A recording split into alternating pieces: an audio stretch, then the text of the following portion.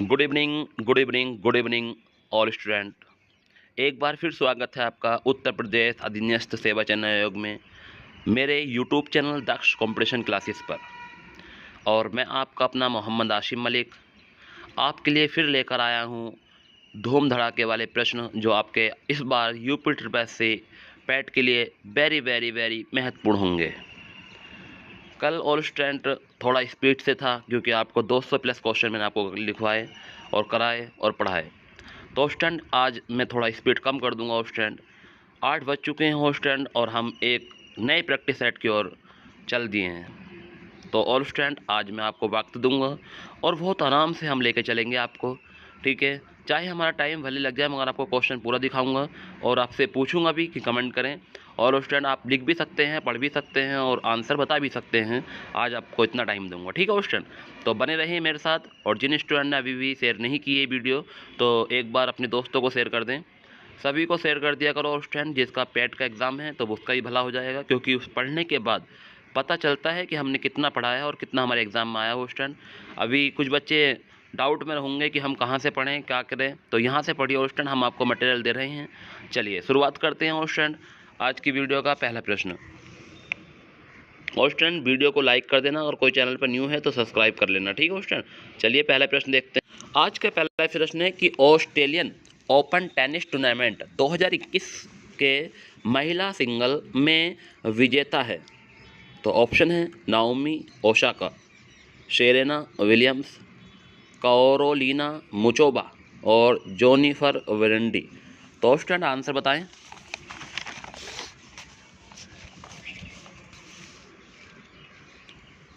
Very good, बहुत बढ़िया, comment करें सभी स्टूडेंट। तो इसका जो आंसर हो जाएगा स्टूडेंट वो हो जाएगा नाओमी ओसाका, ये ऑप्शन हो जाएगा, ठीक है स्टूडेंट। तो अब स्पीड कम है, ठीक है, और अगर ज़्यादा टाइम लोगे फिर और ज़्यादा टाइम लग जाएगा स्टूडेंट। तो इसलिए थोड़ा अपने भी ध्यान रखिए और मेरा भी ध्यान रखिए, क्योंकि मुझे ज़्यादा से ज़्यादा क्वेश्चन पढ़ने हैं और आपको ज़्यादा ज़्यादा प्रश्न लगाने हैं, ठीक है। नेक्स्ट अगला प्रश्न है कि भारतीय संसद ने 2 टीवी चैनलों लोकसभा टीवी तथा राज्यसभा टीवी का विलय करके एक कर दिया है। चैनल का नाम है। तो बताना स्टूडेंट कि भारतीय संसद ने 2 टीवी चैनल लोकसभा टीवी तथा राज्यसभा टीवी का विलय करके एक कर दिया है। चैनल का नाम है तो मोदी टीवी, इंडियन टीवी, भारतीय टीवी और संसद टीवी। तो बताना है मोदी है, इंडियन है, भारत है या संसद है। तो करें comment. Very good, very good, very good, very good, comment करते रहें स्टूडेंट, बहुत अच्छा लगता है मुझे। तो क्वेश्चन नंबर जो हमारा 2 है इसका आंसर हो जाएगा स्टूडेंट संसद टीवी, ठीक है। ऑप्शन नंबर डी इसका आंसर हो जाएगा स्टूडेंट। नेक्स्ट अगला प्रश्न है विश्व वन्य जीव दिवस कब मनाया जाता है। तो विश्व वन्य जीव दिवस कब मनाया जाता है, क्वेश्चन नंबर 3 बताएंगे। 1 मार्च, 2 मार्च, 3 मार्च या 4 मार्च। तो इसका आंसर सही बच्चे बताएं कमेंट में। आज हम स्टूडेंट बहुत सारे प्रश्न लेकर आए हूँ आपके लिए, आप पढ़ते रहें। तो इसका जो आंसर हो जाएगा स्टूडेंट वेरी गुड, कमेंट करते रहें स्टूडेंट। कमेंट करोगे आप, अच्छा लगता है मुझे, कमेंट करिए, कमेंट करो, कमेंट करो, कमेंट सही है, very good, very good, very good. और दोस्तों को जोड़ें, ठीक है। तो इसका आंसर जो हो जाएगा स्टूडेंट क्या हो जाएगा, 3 मार्च हो जाएगा। नेक्स्ट अगला प्रश्न है ईज ऑफ लिविंग सूचकांक में देश में प्रथम स्थान मिला। तो ईज ऑफ लिविंग सूचकांक में देश में प्रथम स्थान किसे मिला ये पूछ रहा है। तो पहला ऑप्शन है मुंबई, दूसरा है पुणे, तीसरा है बेंगलोर और चौथा है अहमदाबाद। तो बताना है क्वेश्चन नंबर 4 का आंसर क्या हो सकता है। तो क्वेश्चन नंबर 4 का जो आंसर हो जाएगा स्टूडेंट कमेंट करें आप। तो क्वेश्चन नंबर 4 का आंसर हो जाएगा बेंगलुरु, किसे मिला, बेंगलुरु को मिला, ठीक है। नेक्स्ट क्वेश्चन नंबर 5 देखेंगे कि किस देश ने अंतरिक्ष में पहला सैन्य अभ्यास शुरू किया। चीन, अमेरिका, फ्रांस, जापान। तो किस देश ने अंतरिक्ष में पहला सैन्य अभ्यास शुरू किया। तो क्वेश्चन नंबर 5 का आंसर बताएंगे क्या हो जाएगा। तो इसका ऑप्शन है चीन, अमेरिका, फ्रांस और जापान। करें कमेंट। तो इसका जो आंसर हो जाएगा स्टूडेंट वो हो जाएगा फ्रांस, क्या हो जाएगा, फ्रांस हो जाएगा। नेक्स्ट उत्तराखंड के नए मुख्यमंत्री हैं अनुराग ठाकुर, त्रिवेंद्र सिंह रावत, धन सिंह रावत या तीर्थ सिंह रावत। तो उत्तराखंड के नए मुख्यमंत्री का नाम बताना हो स्टूडेंट। क्वेश्चन नंबर 6 का आंसर क्या हो जाएगा, करें कमेंट करें और स्टूडेंट सभी को पता होगा इसका आंसर तो, और लगाइए आंसर। तो स्टूडेंट इसका जो आंसर हो जाएगा वो हो जाएगा तीर्थ सिंह रावत, क्या हो जाएगा, तीर्थ सिंह रावत। नेक्स्ट है वर्ल्ड हैप्पीनेस इंडेक्स 2021 के अनुसार शीर्ष देश है। करंट का क्वेश्चन है स्टूडेंट कि वर्ल्ड हैप्पीनेस इंडेक्स 2021 के अनुसार शीर्ष देश कौन सा है। Iceland option number A, New Zealand option number B, Finland option number C, Australia option number D. तो बताएंगे आंसर क्या हो जाएगा। वेरी गुड, बहुत बढ़िया कमेंट करेंगे स्टूडेंट सभी। तो इसका जो आंसर हो जाएगा स्टूडेंट वो हो जाएगा फिनलैंड। क्या हो जाएगा? फिनलैंड। नेक्स्ट आगे देखेंगे वर्ल्ड हैप्पीनेस इंडेक्स 2021 में भारत का कौन सा स्थान है। ये क्वेश्चन कई बार पूछा गया है स्टूडेंट और ये आने की संभावना भी है इस बार पक्का कि वर्ल्ड हैप्पीनेस इंडेक्स 2021 में भारत का कौन सा स्थान है। ऑप्शन नंबर ए है 129, ऑप्शन नंबर बी है 137, ऑप्शन नंबर सी है 139, ऑप्शन नंबर डी है 149। तो बताएं कमेंट में का आंसर होगा। चलिए वेरी गुड, बहुत बढ़िया। आप लोग कमेंट करते ना करें और स्टूडेंट आप लोग कमेंट बहुत कम करते हो, पता नहीं क्या बात है। आपको आंसर नहीं पता है तो गलत लगाइए ना, मैं देखूंगा कि आपको कितना पता है। तो इसका आंसर जो हो जाएगा क्वेश्चन वो हो जाएगा 139वां 139। ठीक है क्वेश्चन। तो क्वेश्चन नंबर 8 का हो जाएगा कि वर्ल्ड हैप्पीनेस इंडेक्स 2021 में भारत का जो स्थान है वो है 139वां। नेक्स्ट किसान सूर्योदय योजना राज्य के लागू की है। तो किसान सूर्योदय जो योजना है वो किस राज्य ने लागू की है पूछा है। तो किसान सूर्योदय योजना किस राज्य ने लागू की है। तो स्टूडेंट कमेंट करें।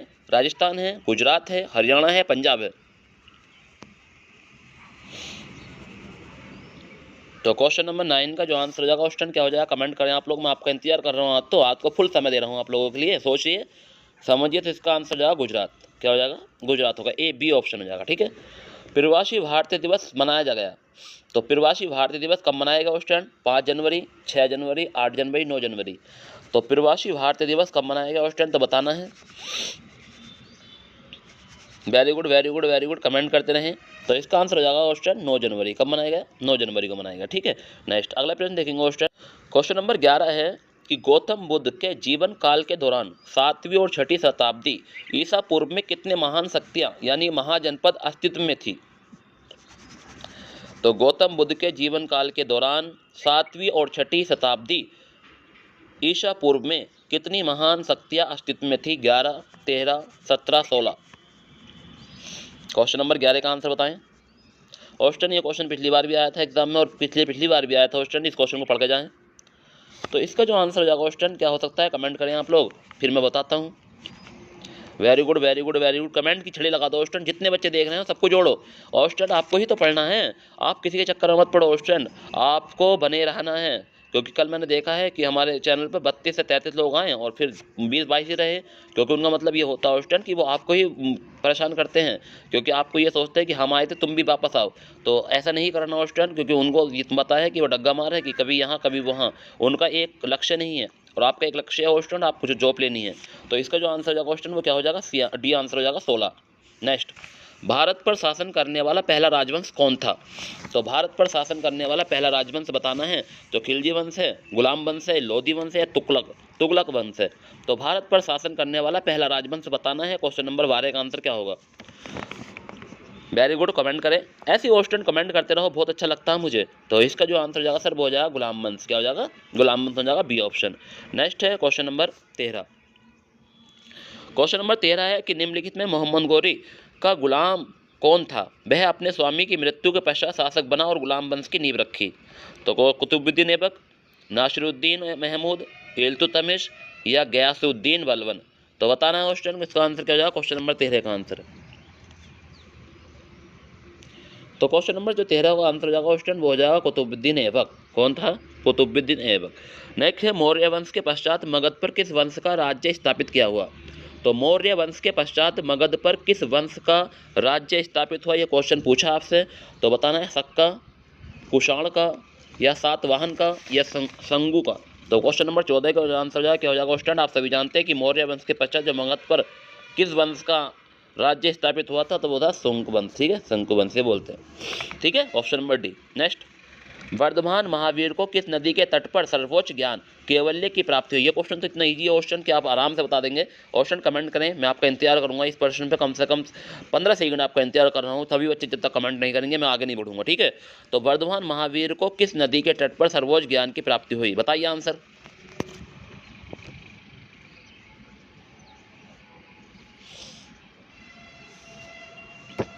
करते रहे कमेंट, करते रहे कमेंट, करते रहे और स्टूडेंट। अरे बहुत टाइम है स्टूडेंट, पढ़ लिया आप, मेरे साथ बने रहें, पढ़ते रहें आप, ठीक है। तो कमेंट करें स्टूडेंट। तो कमेंट में इसका जो आंसर होगा स्टूडेंट वो क्या हो जाएगा, रिजुपालिका नदी। क्या हो जाएगा, रिजुपालिका नदी। नेक्स्ट है, किस शहर में चंद्रशेखर आज़ाद ने खुद को गोली मारी थी? किस शहर में चंद्रशेखर आज़ाद ने खुद को गोली मारी थी? क्वेश्चन कितने वेरी वेरी मोस्ट क्वेश्चन चल रहे हैं, बताओ। किस शहर में चंद्रशेखर आज़ाद ने खुद को गोली मारी थी? भोपाल, इलाहाबाद, कानपुर, जबलपुर। तो क्वेश्चन नंबर 16 का जो आंसर हो जाएगा वो आपको सभी को पता है। कहाँ मारी थी गोली, बताइए कमेंट में। वेरी गुड, बहुत बढ़िया, इलाहाबाद में मारी थी। कहाँ, इलाहाबाद में। ऑप्शन नंबर बी हो जाएगा। नेक्स्ट, मिलान करना हो स्टैंड। रामप्रसाद बिस्मिल लाहौर षड्यंत्र मामला, सूर्य सेन काकोरी षड्यंत्र मामला, अरविंद घोष चटगांव षड्यंत्र, शस्त्रगार छापा और भगत सिंह अलीपुर बम, ठीक है मामला। तो बताना है कौन सा मिलान सही है, कौन सा ये अलग अलग हैं। तो इसके ऑप्शन दिखा देते हैं आपको, तो बताना है कि इसमें से कौन सा ऑप्शन सही हो जाएगा, ठीक है। तो क्वेश्चन नंबर हमें सब देख लीजिए क्वेश्चन नंबर 17 है, और 17 का जो आंसर हो जाएगा, इन दोनों ही ऑप्शन में आंसर बता दो। तो ऑप्शन दिखाने की जरूरत ही नहीं है कि इसमें से आंसर मिल जाएगा। देख लो एक बार और मिलाइए और फिर ऑप्शन देखिए, मिलाओ पहले।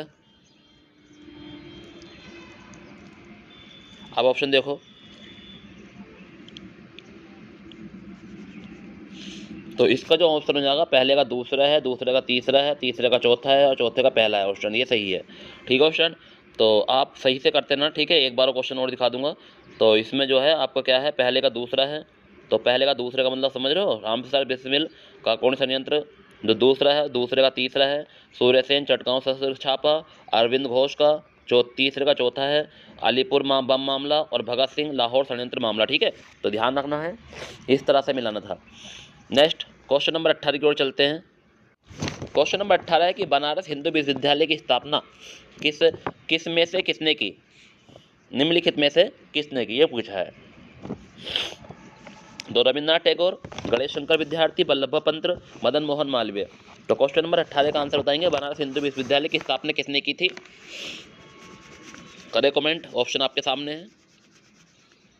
तो इसका जो आंसर हो जाएगा ऑप्शन वो क्या हो जाएगा, मदन मोहन मालवीय हो जाएगा। डी आंसर क्या हो जाएगा, मदन मोहन मालवीय। नेक्स्ट है, प्रसिद्ध गीत सारे जहां से अच्छा हिंदोस्तानी हमारा रचनाकार कौन है? शाहिर लुधियानवी, सर सैयद अहमद खां, मोहम्मद इकबाल या बहादुर शाह जफर। तो क्वेश्चन नंबर 19 का आंसर जो हो जाएगा वो क्या हो जाएगा, आपको सभी को पता है कि सारे जहां से अच्छा हिंदोस्तानी हमारा, तो मोहम्मद इकबाल, क्या है, मोहम्मद इकबाल, ठीक है, सी आंसर है। नेक्स्ट है, 16 अगस्त 1946 को प्रत्यक्ष कार्रवाई दिवस मनाया गया। ईसाई लीग द्वारा, सिख लीग द्वारा, हिंदू लीग द्वारा, मुस्लिम लीग द्वारा। 16 अगस्त 1946 को जो प्रत्यक्ष कार्यवाही दिवस मनाया गया था, तो किसके द्वारा मनाया गया था, पूछा है क्वेश्चन। तो क्वेश्चन नंबर 20 का आंसर बताएं। और जो प्रत्यक्ष कार्यवाही दिवस मनाया गया था क्वेश्चन, कमेंट करें आप, किसके द्वारा मनाया गया था? ईसाई, सिख, हिंदू, मुस्लिम। तो ए ऑप्शन है, बी है, सी है, डी है, करें कमेंट। तो इसका जो आंसर हो जाएगा ऑप्शन वो हो जाएगा डी, मुस्लिम लीग द्वारा। क्या हो जाएगा, मुस्लिम लीग द्वारा। वेरी गुड, बहुत अच्छा, ऐसे ही कमेंट करते रहें और पढ़ते रहें। उस दर्रे का नाम बताइए जो उत्तराखंड में तीर्थयात्रियों द्वारा कैलाश मानसरोवर यात्रा के लिए प्रयोग किया जाता है। क्या पूछा है कि उस दर्रे का नाम बताइए जो उत्तराखंड में तीर्थयात्रियों द्वारा कैलाश मानसरोवर यात्रा के लिए प्रयोग किया जाता है। पेंसिला, खरदुगला, बनिहार दर्रा या लिपुलेख दर्रा। तो बताना है ऑप्शन नंबर कौन सा हो जाएगा, क्वेश्चन नंबर 21 का। तो आप सभी जानते हैं जो उत्तराखंड में तीर्थयात्री कैलाश मानसरोवर यात्रा के लिए प्रयोग किया जाता है उस दर्रा का नाम है लिपुलेख दर्रा। तो ऑप्शन नंबर कौन सा हो जाएगा ऑप्शन, आप सभी जानते हैं अच्छे से कि सर इसका ऑप्शन हो जाएगा डी। क्या हो जाएगा, डी हो जाएगा। नेक्स्ट क्वेश्चन नंबर 22, तवांग और लहासा को जोड़ने वाला दर्रा का नाम बताना है। तवांग और लहासा को जोड़ने वाला दर्रा, हापुन नगन दर्रा, कुमांज वंग दर्रा, बूमला दर्रा, चिकनकन दर्रा। क्वेश्चन नया प्रश्न है आप लोगों के लिए, मगर मेरे लिए नया नहीं है क्योंकि मैंने तो कई बार ये प्रश्न पढ़ लिया है। तो आप लोगों को आंसर बताना है। क्वेश्चन नंबर 22 का आंसर क्या हो जाएगा, तवांग व लहासा को जोड़ने वाला दर्रा का नाम आप सभी जानते हैं, क्या हो जाएगा। तो बताएं ऑप्शन में ए, बी, सी, डी, जो भी होगा आपका आंसर हो। पहले क्वेश्चन जल्द से जल्द कमेंट किया करो क्योंकि आपको पता है, अगर हम नहीं बताएंगे और कौन बताएगा, क्योंकि आपको इसका आंसर बताना था। तो ऑप्शन नंबर सी हो जाएगा, बूमला दर्रा है। कौन सा है, बूमला दर्रा। नेक्स्ट है, निम्नलिखित में से किस दर्रे को जम्मू कश्मीर श्रीनगर को जोड़ने वाला गेटवे के रूप में जाना जाता है। तो निम्नलिखित में किस दर्रे को जम्मू कश्मीर नगर और जम्मू कश्मीर नहीं, जम्मू और श्रीनगर को जोड़ने वाला, ठीक है, जम्मू कश्मीर नहीं, जम्मू और श्रीनगर को जोड़ने वाला गेटवे के रूप में जाना जाता है। चोंग ला दर्रा, अहिंगल दर्रा, लानक ला दर्रा, वनिहाल दर्रा। तो क्वेश्चन नंबर 23 का जो आंसर जाएगा क्वेश्चन सभी जानते हैं कि कौन सा जगह जम्मू और श्रीनगर को जोड़ने वाला दर्रे का नाम जो है वो है वनिहाल दर्रा। ऑप्शन नंबर डी क्या हो जाएगा? Option number D. आप भी कमेंट करो अगला क्वेश्चन, आप इंतजार किसका करते हो? आप कमेंट करो, क्वेश्चन देखो और आंसर। नेक्स्ट, हिमाचल प्रदेश में एक बड़ा पर्यटक आकर्षक स्थल है। तो हिमाचल प्रदेश में एक बड़ा पर्यटक आकर्षण स्थल है। तो अनिहल दर्रा, रोहतांग दर्रा, चोंगला दर्रा, मिंटका दर्रा। तो बताना है क्वेश्चन नंबर 24 का आंसर। तो क्वेश्चन नंबर 24 का जो आंसर हो जाएगा वो हो जाएगा रोहतांग दर्रा। क्या हो जाएगा? रोहतांग दर्रा, ऑप्शन नंबर बी। नेक्स्ट, विश्व में सबसे बड़ी नदी द्वीप माजुली में स्थित है। तो विश्व में सबसे बड़ा द्वीप नदी द्वीप माजुली में स्थित है। कहाँ? असम, अरुणाचल प्रदेश, उत्तर प्रदेश, नागालैंड। तो क्वेश्चन नंबर 25 का आंसर बताएंगे कि विश्व में सबसे बड़ा नदी द्वीप माजुली कहाँ स्थित है? क्वेश्चन बताना है। Very good very good very good, comment करें। क्वेश्चन 25 प्रश्न पर हम आ चुके हैं। नेक्स्ट, तो इसका आंसर जो होगा क्वेश्चन वो हो जाएगा असम। क्या हो जाएगा? असम। नेक्स्ट, अगला प्रश्न देखेंगे। क्वेश्चन अगला प्रश्न क्या कह रहा है? क्वेश्चन नंबर 26, किसी अर्थव्यवस्था में सामान्य मूल्य स्तर में निरंतर वृद्धि को क्या कहा जाता है? ठीक है, किसी अर्थव्यवस्था में सामान्य मूल्य स्तर में निरंतर वृद्धि को क्या कहा जाता है? विस्फीति, मुद्रास्फीति, मुद्रा स्फीतिजनिक मंदी या अपस्फीति। तो बताना है निरंतर वृद्धि को क्या कहते हैं? क्वेश्चन नंबर 26 का आंसर। इसका क्वेश्चन शायद मैंने आपको एक दो बार और बताया है कि सामान्य मूल्य स्तर में निरंतर वृद्धि को क्या कहा जाता है। तो इसका आंसर हो जाएगा मुद्रा स्फीति, option number B. Next, Bharat में बैंकिंग विनियम अधिनियम कब पारित हुआ? वेल ओल्ड स्टूडेंट, इतनी बार क्वेश्चन पूछा गया है एग्जाम में कि भारत में बैंकिंग विनियम अधिनियम कब पारित हुआ। तो इसका आंसर सभी लोग बता देंगे 1951 में हुआ, option number A. 1974 option number B. 1965 option number C. 1949 बताए आंसर। तो भारत में जो बैंकिंग विनियमन अधिनियम जो पारित हुआ था क्वेश्चन कब हुआ था? तो ऑप्शन आपका सही है, कुछ बच्चों का कुछ का गलत है। तो बताना है, इसका आंसर हो जाएगा 1949, डी आंसर। नेक्स्ट, मुद्रा ये कह सकते हैं धन या पूंजी किसका उदाहरण है? डूबी हुई पूंजी, चलायमान पूंजी, ठोस पूंजी या सामाजिक पूंजी। तो बताना है क्वेश्चन नंबर 28 का आंसर। तो आप सभी जानते हैं कि मुद्रा किसका उदाहरण है? जो चलायमान पूंजी का उदाहरण है, ऑप्शन नंबर बी हो जाएगा। ठीक है। नेक्स्ट, लाभ का अभिनव सिद्धांत किसने यानी कि विकसित किया? तो लाभ का अभिनव सिद्धांत किसने विकसित किया? Walker, Clark, Knight, Schumpeter. ठीक है, तो बताना है लाभ का अभिनव सिद्धांत किसने विकसित किया? तो क्वेश्चन नंबर 29 का आंसर बताएंगे। तो लाभ का अभिनव सिद्धांत किसने प्रकाशित किया था या विकसित किया था? तो वॉकर है, क्लार्क है, नाइट है, शुम्पीटर है। शुम्पीटर। तो बताना आंसर। तो लाभ का अभिनव सिद्धांत, तो करे कमेंट और स्टूडेंट। आज तो बहुत स्लो पढ़ रहा हूँ। Very good very good very good, ऐसे ही आंसर करते रहें। तो इसका आंसर जो होगा ऑप्शन वो होगा शुम्पीटर। ठीक है ऑप्शन डी आंसर। नेक्स्ट, भारतीय अर्थव्यवस्था का मेरुदंड कौन सा क्षेत्र है? तो भारतीय अर्थव्यवस्था का मेरुदंड कौन सा क्षेत्र है? सेवा क्षेत्र, वित्तीय क्षेत्र, पर्यटन क्षेत्र या कृषि क्षेत्र। तो भारतीय अर्थव्यवस्था का मेरुदंड कौन सा क्षेत्र है? Question number 30। तो बताना इसका आंसर। तो भारतीय अर्थव्यवस्था का मेरुदंड जो कहा जाता है वो किसे कहा जाता है? कमेंट करें। चलिए, इसका जो आंसर हो जाएगा क्वेश्चन वो हो जाएगा आपका डी आंसर। क्या हो जाएगा? डी, कृषि क्षेत्र को कहा जाता है। किसे कहा जाता है? कृषि क्षेत्र। नेक्स्ट, इन में से कौन सा रूप वर्कमिन स्टार फ्लेरिन, ठीक है पकड़ाना है, यानी ये वर्कमिन स्टार फ्लेरिन का एक अपर रूप है? कौन सा रूप वर्कमिन स्टार फ्लेरिन का एक अपरूप है? तो फॉस्फोरस, लोहा, कार्बन या बोरॉन। ठीक है, बताना है बोरॉन।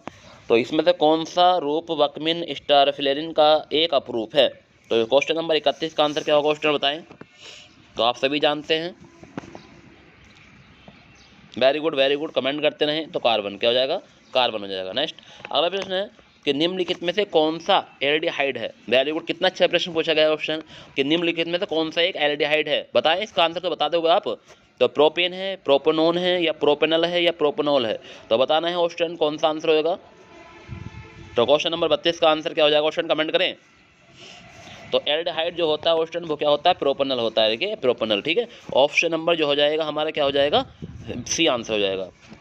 अगला क्वेश्चन प्रश्न है कि उस ग्रंथि का नाम बताइए जो अन्य अंतःस्रावी ग्रंथियों के कार्य को नियंत्रित करती है। तो उस ग्रंथि का नाम बताना है जो अन्य अंतःस्रावी ग्रंथियों के कार्य को नियंत्रित करती है। तो क्या नाम उस ग्रंथि का? अग्नाशय है, अधिवृक्क है ग्रंथि, रीनल ग्रंथि है या प्यूटरिक ग्रंथि है? तो बताना आंसर। क्वेश्चन नंबर 33 का आंसर क्या हो जाएगा कि उस ग्रंथि का नाम बताइए जो अन्य स्रावी ग्रंथियों को कार्य को नियंत्रित करती है। तो क्वेश्चन नंबर 33 आंसर बताएं। अग्नाशय, अधिवृक्क ग्रंथि, रीनल ग्रंथि या प्यूटरिक ग्रंथि? तो स्टूडेंट इसका आंसर सभी बच्चे बताएंगे। Very good very good very good very good. Comment करते रहें और स्टूडेंट और बने रहें मेरे साथ, क्योंकि आपको पता है कि 8:20 के समथिंग हो चुके हैं। चलिए, तो इसका जो आंसर हो जाएगा वो स्टूडेंट वो क्या हो जाएगा? प्यूटरिक ग्रंथि। क्या हो जाएगा? प्यूटरिक ग्रंथि, ऑप्शन नंबर डी। नेक्स्ट, निम्नलिखित में से कौन सा पदार्थ ओजोन परत को नष्ट करता है? Silicon, sulphur, carbon, chlorine? तो कौन सा पदार्थ ओजोन परत को नष्ट करता है? क्वेश्चन नंबर 34 का आंसर बताएंगे। सिलिकॉन है, सल्फर है, कार्बन है, क्लोरीन है? तो क्वेश्चन नंबर 34 का जो आंसर हो जाएगा क्वेश्चन क्या हो जाएगा? कमेंट करें। तो कौन सा पदार्थ ओजोन परत को नष्ट करता है? तो आपको सभी को पता है कि ओजोन परत को जो नष्ट करने वाला पदार्थ है वो कौन सा है? तो क्वेश्चन नंबर 34 का आंसर कमेंट करें स्टूडेंट, कमेंट करें, कमेंट करिए, कमेंट यार। बढ़िया, वेरी गुड। सभी स्टूडेंट कमेंट करो स्टूडेंट, क्योंकि आप जानते हैं कि हम अगर आंसर नहीं देंगे तो सर को कैसे पता चलेगा कि हमारा आंसर क्या था? तो यही आंसर होगा स्टूडेंट। तो इसका आंसर जो हो जाएगा वो हो जाएगा क्लोरीन। कौन हो जाएगा? क्लोरीन। नेक्स्ट, बिजली से धातु चढ़ाना, यानी कि बिजली से धातु चढ़ाना गैल्वीकरण की प्रक्रिया को लोहे पर क्या जम जाता है? तो बिजली से धातु चढ़ाना गैल्वीकरण बोलते हैं इसके, इस प्रक्रिया को क्या बोलते हैं? गैल्वीनीकरण को कहते हैं। तो लोहे पर क्या जम जाता है? तांबा, टिन, जस्ता या एल्युमिनियम? ये क्वेश्चन तो बहुत ईजी है।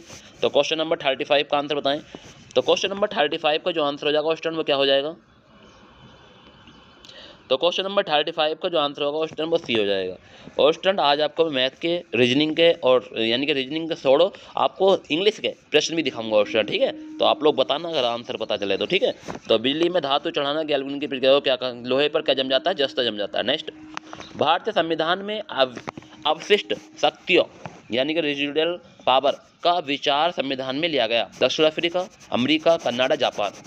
तो भारतीय संविधान में अवशिष्ट शक्तियों का विचार संविधान में कहाँ से लिया गया? ये पूछा है। तो दक्षिण अफ्रीका से लिया गया, अमेरिका से, कनाडा से, जापान से? तो क्वेश्चन नंबर 36 का आंसर बताएंगे क्या हो जाएगा? तो क्वेश्चन नंबर 36 का जो आंसर होगा उस स्टूडेंट आप सभी जानते हैं कहाँ से लिया गया था? कनाडा से लिया गया था। कहाँ से? ऑप्शन नंबर सी हो जाएगा। प्रत्येक 2 वर्ष बाद राज्यसभा में कितने सदस्यगण सेवानिवृत्त हो जाते हैं? तो प्रत्येक 2 वर्ष बाद राज्यसभा में कितने सदस्यगण सेवानिवृत्त हो जाते हैं स्टूडेंट? तो बता। तो स्टूडेंट 1/4, 1/2, 1/3 या 15? तो बताना है। क्वेश्चन नंबर 37 का आंसर जो हो जाएगा आपको सभी पता है कि राज्यसभा में 2 वर्ष बाद कितने सदस्य सेवानिवृत्त हो जाते हैं? तो 1/3। कितने हो जाते हैं? कुल का 1/3, ठीक है? और आप जानते हैं सभी कि कितना हो जाएगा? सही ऑप्शन हो जाएगा, ठीक है? नेक्स्ट, निम्नलिखित में से किस लोकसभा अध्यक्ष का कार्यकाल सर्वाधिक रहा? तो क्वेश्चन कितना मोस्ट क्वेश्चन पूछा गया बताओ, ऐसे प्रश्न पूछे जाते हैं एग्जाम में। तो निम्नलिखित में से किस लोकसभा अध्यक्ष का कार्यकाल सबसे अधिक रहा? डॉक्टर GS ढिल्लन, मीरा कुमार, बलवन जाखड़ और बलराम जाखड़ और हुकम सिंह? तो बताना है किसका लोकसभा यानी कि लोकसभा अध्यक्ष जिसका कार्यकाल सबसे अधिक रहा क्वेश्चन? तो क्वेश्चन नंबर 38 का आंसर बताएंगे। तो आप सभी जानते हैं कि जो सबसे अधिक लोकसभा अध्यक्ष का रहा था वो था डॉक्टर बलराम जाखड़, ठीक है? Option number C. नेक्स्ट, शून्यकाल का अर्थ बताना है स्टूडेंट। जब विपक्ष का प्रस्ताव मान लिया जाए, जब कोई अति महत्वपूर्ण विषय पर चर्चा हो, जब धन विधेयक लोकसभा में पेश किया जाए, निर्धारित नहीं है। तो बताएंगे शून्यकाल का अर्थ। कमेंट करो अब तो। अरे अब तो बहुत ही स्लो चल रहा है मामला, करिए कमेंट। वाह गजब। अपने और दोस्तों को जोड़ो यार, सही से जोड़ो करो और उनसे कहो कि पैट स्पेशल क्लास जो आपने नहीं पढ़ा है, बिना पढ़ो तो कुछ होने वाला नहीं है, आप पढ़ लीजिए ना और भूल नहीं सकते ऑप्शन, इतना कह रहा हूँ। अगर ऑप्शन नहीं मिले तो आप धड़ाक से लगाओगे कि हाँ ये आंसर था, सर ने बताया था। तो ऑप्शन नंबर क्या हो जाएगा क्वेश्चन? कमेंट कर दीजिए। आपने कमेंट किया बहुत बच्चों ने। तो देखिए इसका फाइनल आंसर क्या होगा। तो इसका जो फाइनल आंसर होगा क्वेश्चन वो होगा हमारा शून्यकाल, जब कोई अति महत्वपूर्ण विषय पर चर्चा हो। तो ऑप्शन नंबर बी हो जाएगा, ठीक है? जब कोई अति महत्वपूर्ण विषय पर चर्चा हो। नेक्स्ट, राज्यसभा का सदस्य बनने के लिए न्यूनतम आयु कितनी है? सब ऑप्शन कितना चुटकी वाला क्वेश्चन है। 21 वर्ष, 25 वर्ष, 30 वर्ष, 35 वर्ष? तो बताएंगे कि राज्यसभा का सदस्य बनने के लिए न्यूनतम आयु कितनी चाहिए? क्वेश्चन नंबर 40 है। तो स्टूडेंट इसका जो आंसर हो जाएगा वो हो जाएगा हमारा 30 वर्ष। कितने हैं? 30 वर्ष है, ठीक है, सी ऑप्शन। तो आप सभी जानते हैं कि राज्यसभा का अगर सदस्य बनना है तो हमें 30 वर्ष की आयु पूर्ण करनी होगी।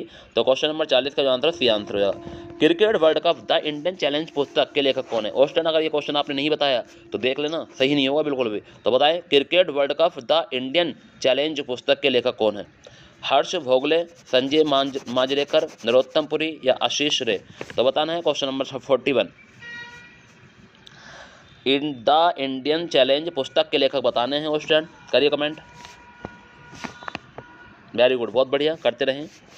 तो इसका जो आंसर होगा स्टूडेंट वो हो जाएगा ऑप्शन नंबर डी, आशीष रे। क्या हो जाएगा? आशीष रे। द जो वर्ल्ड कप जो द इंडियन चैलेंज पुस्तक लिखी थी वो लिखी थी आशीष रे ने, ठीक है, ऑप्शन नंबर डी हो जाएगा क्वेश्चन नंबर 41 का। नेक्स्ट है 42। भारत में सबसे बड़ी झील वेम्बनाड झील देश के किस राज्य में स्थित है? तो भारत की सबसे बड़ी झील वेम्बनाड झील देश के किस राज्य में स्थित है? पूछा है केरल, तमिलनाडु, कर्नाटक या Andhra Pradesh.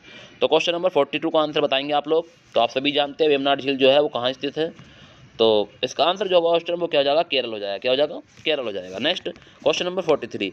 Chamera hydro electric project किस राज्य में स्थित है? जो चमेरा हाइड्रो इलेक्ट्रिक प्रोजेक्ट किस राज्य में स्थित है? महाराष्ट्र, गुजरात, पंजाब, हिमाचल प्रदेश। तो क्वेश्चन नंबर 43 का आंसर बताएं।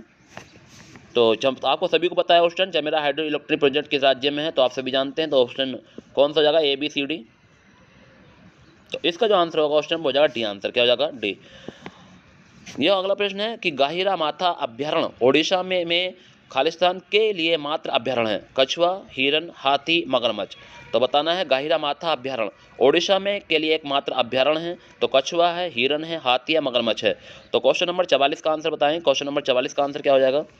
तो क्वेश्चन नंबर 44 का जो आंसर हो जाएगा वो हो जाएगा ए, कछुआ। नेक्स्ट है क्वेश्चन नंबर 45।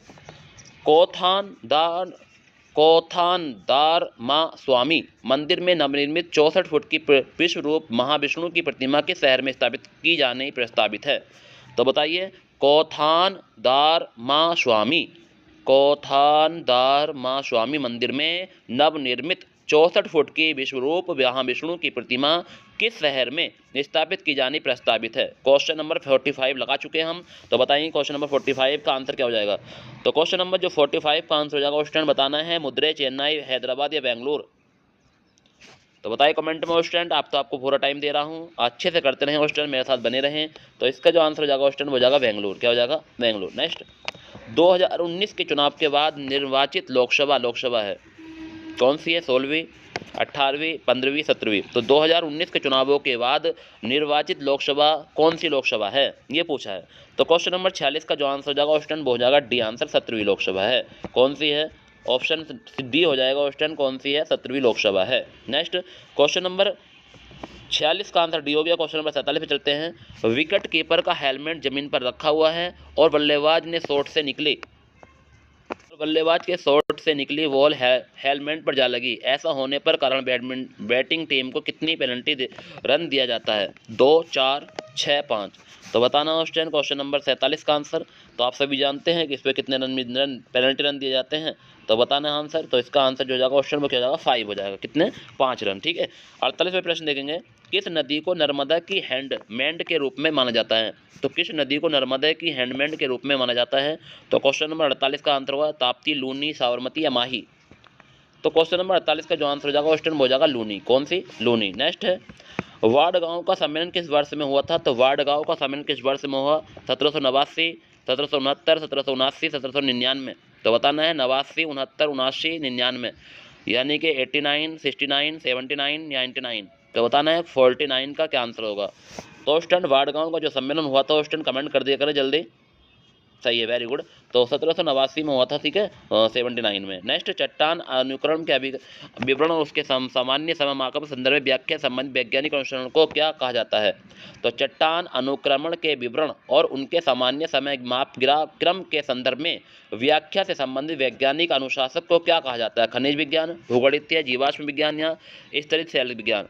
तो क्वेश्चन नंबर 50 का आंसर क्या हो जाएगा क्वेश्चन? तो बताना है। तो उसे कहा जाता है, कमेंट करें क्वेश्चन आप भी। तो इसका जो आंसर होगा क्वेश्चन क्या हो जाएगा? ABCD। तो उसे कहा जाता है स्तरित सेल विज्ञान। ठीक है। नेक्स्ट मैक्सिको की मुद्रा क्या है? तो मैक्सिको की मुद्रा क्या है student? Question number 51 very very very very most question है। रुपया, दिनार, पेसो, डॉलर। तो बताना है मैक्सिको की जो मुद्रा है उसका क्या नाम है। तो इसका जो आंसर हो जाएगा क्वेश्चन नंबर 51 का वो हो जाएगा क्या हो जाएगा स्टूडेंट? तो उसका आंसर जो हो जाएगा स्टूडेंट में क्या हो जाएगा आप बताएंगे। तो ऑप्शन नंबर सी हो जाएगा क्वेश्चन नंबर 51 का। देखिए हमने 30 मिनट में ये 51 क्वेश्चन लगा चुके हैं। अब नेक्स्ट प्रश्न की ओर, क्वेश्चन नंबर 52 की ओर चलते हैं। निम्नलिखित में से कौन सा कामदेव का पर्यायवाची शब्द है? मनोज, अनंग, ममथन, निलय। तो क्वेश्चन नंबर 52 का आंसर क्या हो जाएगा स्टूडेंट? तो बताना है कि कौन सा कामदेव पर्यायवाची शब्द का पर्यायवाची नहीं है, ये पूछा है स्टूडेंट। नहीं पूछा है, मैंने है पढ़ दिया था, सॉरी, नहीं पूछा है। तो कामदेव का पर्यायवाची कौन सा नहीं है स्टूडेंट? तो क्वेश्चन नंबर 52 का जो आंसर हो जाएगा आप सभी जानते हैं कि मनोज भी होता है, अनंग भी होता है, मंथन भी होता है। बाकी कौन सा नहीं होता है क्वेश्चन आप समझ गए होंगे कि निलय नहीं होता। ठीक है, ऑप्शन नंबर डी। नेक्स्ट है निम्नलिखित में से कौन सा स्त्रीलिंग शब्द है? नमक, लौंग, भात, पनीर। तो क्वेश्चन नंबर 53 का आंसर बताएं कि निम्नलिखित में से कौन सा स्त्रीलिंग शब्द है। तो इसका आंसर क्या हो जाएगा क्वेश्चन आप बता सकते हैं कमेंट में। तो इसका जो आंसर हो जाएगा निम्नलिखित में से स्त्रीलिंग शब्द है। तो इसका जो आंसर हो जाएगा क्या हो जाएगा स्टूडेंट बताइए, कमेंट करें। सभी स्टूडेंट कमेंट करिए स्टूडेंट, आप तो बहुत टाइम दे रहा हूँ आप लोगों को। तो क्वेश्चन नंबर 53 की ओर आ चुके हैं हम और हमें अभी 30 मिनट हुए हैं मात्र। चलिए, तो क्वेश्चन नंबर 53 का जो आंसर हो जाएगा आप सभी जानते हैं लौंग। क्या है? लौंग है। ठीक है, नेक्स्ट, आटे दाल का भाव मालूम होना मुहावरे का उचित अर्थ बताइए। आटे दाल का भाव मालूम होना, मुहावरे का उचित अर्थ पहचानना है। मुसीबत में पड़ना, कंगाल होना, घर में राशन न लाना, कष्ट का अनुभव होना। तो आटा दाल का भाव मालूम होना, इसका आंसर क्या हो जाएगा? तो option number A, B, C, D. Answer comment करें क्वेश्चन नंबर 54 का आंसर बताएं। तो इसका जो आंसर हो जाएगा कष्ट का अनुभव होना। ठीक है, डी आंसर हो जाएगा कष्ट का अनुभव होना। ठीक है क्वेश्चन, वेरी मोस्ट आपने अच्छे से आंसर किए क्वेश्चन, करते रहें ऐसे ही। नेक्स्ट, दिए गए विकल्प में शुद्ध वाक्य छांटना है। अनेक देश देखने योग्य दार्शनिक स्थल भारत में हैं। भारत में अनेक दार्शनिक स्थल हैं। भारत में दर्शनीय स्थल अनेक देखने योग्य हैं। भारत में अनेक दर्शनीय स्थल देखने योग्य हैं। तो स्टूडेंट एक बार अच्छे से पढ़ लीजिए और देखिए क्या कह रहा है क्वेश्चन। पहला ऑप्शन है कि अनेक देखने योग्य दर्शनीय स्थल भारत में हैं। दूसरा ऑप्शन है कि भारत में अनेक दर्शनीय स्थल है। तीसरा ऑप्शन है भारत में दर्शनीय स्थल अनेक देखने योग्य हैं। क्वेश्चन नंबर 4 है कि भारत में अनेक दर्शनीय स्थल देखने योग्य हैं। तो बताइए शुद्ध वाक्य कौन सा होगा, ये पूछा है स्टूडेंट, शुद्ध वाक्य कौन सा होगा। Question number 55। तो कहा जाता है स्टूडेंट कि इसका जो आंसर हो जाएगा आप सभी जानते हैं ए, बी, सी, डी में से कौन सा हो सकता है। तो आपने कमेंट करिए। तो स्टूडेंट सबसे अच्छा क्वेश्चन जो होगा वो ये होगा कि भारत में अनेक दर्शनीय स्थल हैं। ठीक है, तो क्योंकि दर्शनीय स्थल है जब तो देखने जाएंगे हम। वेरी गुड, तो योग्य नहीं लगाएंगे, ध्यान रखना है। तो ऑप्शन नंबर बी हो जाएगा। नेक्स्ट, अगले पीडीएफ की ओर चलते हैं स्टूडेंट। इस पर हमने 54 प्रश्न करे। नेक्स्ट, पहला प्रश्न है स्टूडेंट की वर्ल्ड प्रेस फ्रीडम इंडेक्स 2020 में भारत की क्या रैंकिंग रही। ठीक है स्टूडेंट, पहले प्रैक्टिस सेट से हमने आपको 55 प्रश्न लगाए। अब फिर दोबारा शुरू करता हूँ स्टूडेंट। तो 55 प्रश्न हमने 30 से 32 मिनट में लगा लिया स्टूडेंट। देखिए, देखा आपने, और आप कभी ज़िंदगी में नहीं भूल सकते। वो तो आज बहुत ईजी लेकर चल रहा हूँ। आज भी आपके कम से कम 200 प्रश्न लेकर पढ़ेंगे। तो वर्ल्ड प्रेस फ्रीडम इंडेक्स 2020 में भारत की क्या रैंकिंग रही? 110, 105, 142, 143। तो बताना है क्वेश्चन नंबर 1 का आंसर क्या हो जाएगा। तो आप सभी जानते हैं कि वर्ल्ड प्रेस फ्रीडम इंडेक्स 2020 में भारत की जो रैंकिंग रही है वो कितनी रही है। तो इसका आंसर जो होगा स्टूडेंट बता क्या होगा, ए, बी, सी में बताइए आंसर। तो इसका जो आंसर हो जाएगा वो हो जाएगा 142। क्या हो जाएगा? 142, सी ऑप्शन। चर्चित घर घर राशन योजना किस राज्य की है? चर्चित घर घर योजना, घर घर राशन योजना किस राज्य की है student? Very very very most, कई बार आ चुका है पेपर में। तो ऑप्शन इसका आंसर क्या होगा? दिल्ली, राजस्थान, पंजाब, मध्य प्रदेश। करें, कमेंट करें ऑप्शन, सभी कमेंट करो और अच्छे से बने रहो मेरे साथ, आपको मैं सिलेक्शन दिला कर रहूँगा ऑप्शन। चलिए, तो इसका आंसर क्या हो जाएगा ऑप्शन आप सभी जानते हैं। क्या हो जाएगा इसका आंसर? दिल्ली। और जितने भी स्टूडेंट आते हैं और चले जाते हैं उनके चक्कर मत रहा करो, क्योंकि वो ऐसे होते हैं जो आपको परेशान करते हैं कि हम आ गए हैं तुम भी आ जाइए वापस। और स्टूडेंट वो आपके ऊपर जिम्मेदारी है, आप पढ़ोगे तो आप सिलेक्शन ले लोगे, अगर जब क्वेश्चन नहीं पढ़ोगे तो कैसे सिलेक्शन ले लोगे। ठीक है, ये क्वेश्चन कोई ऐसा थोड़ी नहीं है कि तुम्हारी याद होंगे सभी, तो इसलिए याद कर लीजिए इनको। ठीक है, अच्छे से, जब भी आपका सिलेक्शन हो सकता है। तो इन्होंने कहा पूछा था कि चर्चित घर घर योजना बताओ कितने बच्चे हमारे साथ जुड़े हो, उसमें से कुछ बच्चों ने आंसर दिया था। ठीक है, कुछ का गलत है, कुछ का सही है वो भी। तो यही चीज़ है क्वेश्चन। तो आप अगर तैयारी नहीं करेंगे तो आप वैसे जैसे एग्जाम में जाओगे वैसे ही वापस लौट आओगे। तो इसलिए बेहतर ये है कि तैयारी करके जाइए, हमारे साथ जुड़िए, हम तैयारी कराएंगे आपकी, और फिर बाद में हम आपको स्क्रीनशॉट भी दिखाएंगे कि ये प्रश्न आपके एग्जाम में देखने को मिला था। ठीक है क्वेश्चन। चलिए अगला प्रश्न देखते हैं। क्वेश्चन नंबर नेक्स्ट क्या है। तो क्वेश्चन नंबर नेक्स्ट है कि कौन सा देश पुरुष हॉकी विश्व का 2023 का मेजबानी करेगा। तो कौन सा देश पुरुष हॉकी विश्व कप 2023 की मेज़बानी करेगा स्टूडेंट? तो अगर आपको पता है कि इसका आंसर क्या हो सकता है तो आप बताएं कि कौन सा देश है जो पुरुष विश्व कप 2023 की मेज़बानी करेगा या कर चुका है, तो बताइए। भारत है, नेपाल है, बांग्लादेश है, पाकिस्तान है। तो क्वेश्चन नंबर 3 का आंसर क्या हो जाएगा? तो आप सभी जानते हैं कि सर भारत है। कौन है? भारत। जो देश विश्व यानी ये पुरुष हॉकी विश्व कप की मेज़बानी करेगा तो वो कौन है? भारत है। क्वेश्चन नंबर 3 का है। नेक्स्ट, कौन सा देश महिला हॉकी विश्व कप 2022 की मेज़बानी करेगा? तो ऑस्ट्रेलिया जो देश महिला विश्व कप हॉकी 2022 की मेज़बानी करी थी वो कौन सा देश था? तो स्पेन, नीदरलैंड, ए और बी दोनों, भारत। तो बताना है क्वेश्चन नंबर 4 का आंसर। तो आप सभी जानते हैं कि स्पेन और नीदरलैंड। क्या हो जाएगा? ऑप्शन नंबर सी आंसर हो जाएगा। क्या हो जाएगा? Option number C. Next, question number 5 देखेंगे। पंजाब का राष्ट्रीय राजमार्ग 703 ए का नाम बदलकर क्या रखा गया? तो बताना है पंजाब राष्ट्रीय राजमार्ग 703 ए का नाम बदलकर क्या रखा गया? श्यामा प्रसाद मुखर्जी मार्ग, गुरु नानक देव मार्ग, अटल बिहारी वाजपेयी मार्ग या अरुण जेटली मार्ग। तो बताना है क्वेश्चन नंबर 5 का आंसर। आपको मैं टाइम देता हूं, आप करिए। Very good, very good, very good. Comment करते रहें, अच्छा लगता है मुझे। और स्टूडेंट सभी को जोड़ लीजिए कि आप भी पढ़िए। अब हिंदी का प्रेस्ट भी शुरू करूंगा आज, और आपको एक पूरा चैप्टर पढ़ाऊंगा स्टूडेंट, आप सभी जानते हैं। तो इसका जो आंसर हो जाएगा वो क्या हो जाएगा? गुरु नानक देव मार्ग। ठीक है, गुरु नानक देव मार्ग। नेक्स्ट, वोगी व्हील पुल का नाम बदला क्या गया? ये ऑप्शन नहीं तो कई बार एग्जाम में आ गया। वोगी व्हील पुल, बताइए कितना अच्छा क्वेश्चन है कि बोध सेतु, अटल सेतु, भोज सेतु, मुंडा सेतु। तो वोगी व्हील पुल का नाम बदल क्या किया गया, बताइए। तो क्वेश्चन नंबर 6 का आंसर क्या हो जाएगा? तो क्वेश्चन नंबर 6 का जो आंसर होगा वो हो जाएगा अटल सेतु। क्या नाम किया गया? अटल सेतु। नेक्स्ट है, किन दो राज्यों के मध्य पहली किसान रेल की शुरुआत की गई? तो किन दो राज्यों के मध्य पहली किसान रेल की शुरुआत की गई? उत्तर प्रदेश, राजस्थान, महाराष्ट्र और केरल, महाराष्ट्र और बिहार और उत्तर प्रदेश। करिए कमेंट कि किन दो राज्यों के मध्य पहली किसान रेल की शुरुआत की गई। तो क्वेश्चन नंबर 7 का आंसर जो हो जाएगा ऑप्शन, वो आप सभी जानते हैं क्या हो जाएगा? महाराष्ट्र और बिहार। ठीक है ऑप्शन सी आंसर हो जाएगा ऑप्शन क्वेश्चन नंबर 7 का। नेक्स्ट है क्वेश्चन नंबर 8। राफेल उड़ाने वाली पहली महिला पायलट बनी है? रत्ना सिंह, शिवांगी सिंह, रितु सैनी, सरिता राठौर। तो राफेल उड़ाने वाली पहली महिला पायलट कौन बनी है? क्वेश्चन नंबर 8 का आंसर बताएंगे। तो क्वेश्चन नंबर 8 का जो आंसर हो जाएगा वो कौन सा हो जाएगा स्टूडेंट? आप सभी जानते हैं कि राफेल उड़ाने वाली पहली महिला पायलट। आंसर करिए कमेंट में। तो वो है शिवांगी सिंह। क्या है? वेरी गुड, बहुत बढ़िया। आप लोगों ने आंसर करते हो दिल खुश हो जाता है। वेरी गुड, आपको पता है आंसर। वेरी गुड, बहुत बढ़िया। नेक्स्ट है, चर्चित पुस्तक Wuhan diary dispatch quality need city के लेखक कौन है? Fang Fang, CNG Zhang, UB Singh, इनमें से कोई नहीं। और स्टूडेंट ऐसे प्रश्न आते हैं जो आपको परेशान कर देते हैं पढ़ते पढ़ते। ठीक है, क्वेश्चन नंबर 9 का मगर हम आपको परेशान नहीं होने देंगे स्टूडेंट, अगर आप पढ़ के जाएंगे तो। ठीक है, तो चर्चित पुस्तक बताना है कि आपके सामने लिखा हुआ है पुस्तक का नाम, और आप ऑप्शन देखिए और आंसर लगाइए। Very good, very good, very good, very good. करिए आंसर, ऐसे ही करते रहें। और स्टूडेंट इसका जो आंसर हो जाएगा वो हो जाएगा Fang Fang. Next, question number 10 की ओर बढ़ते हैं। और क्वेश्चन नंबर 10 क्या? क्वेश्चन नंबर 10 है और स्टूडेंट हमारा कि वर्ष 2020 में साहित्य का नोबेल पुरस्कार मिला। तो वर्ष 2020 में साहित्य का नोबेल पुरस्कार किसे मिला स्टूडेंट? ऐसे ही करंट अफेयर्स का क्वेश्चन पूछ जाएंगे एग्जाम में। तो वॉस्टन पॉप, पीटर हेंस, लिली विलेक्स या लुइस गिलेक्स। तो बताना है क्वेश्चन नंबर 10 का आंसर क्या हो जाएगा। तो क्वेश्चन नंबर जो 10 का आंसर हो जाएगा स्टूडेंट वो क्या हो सकता है? तो इसका जो आंसर हो जाएगा वो हो जाएगा लुइस गिलेक्स। क्या हो जाएगा? लुइस गिलेक्स। ठीक है, तो ध्यान रखना है, वर्ष 2020 में साहित्य का नोबेल पुरस्कार जो मिला था वो मिला था लुइस गिलेक्स को। ठीक है, नेक्स्ट क्वेश्चन नंबर 11 देखेंगे। मनुष्य के जीवन का सर्वोत्तम धैर्य है कैवल्य, जिसका अर्थ है।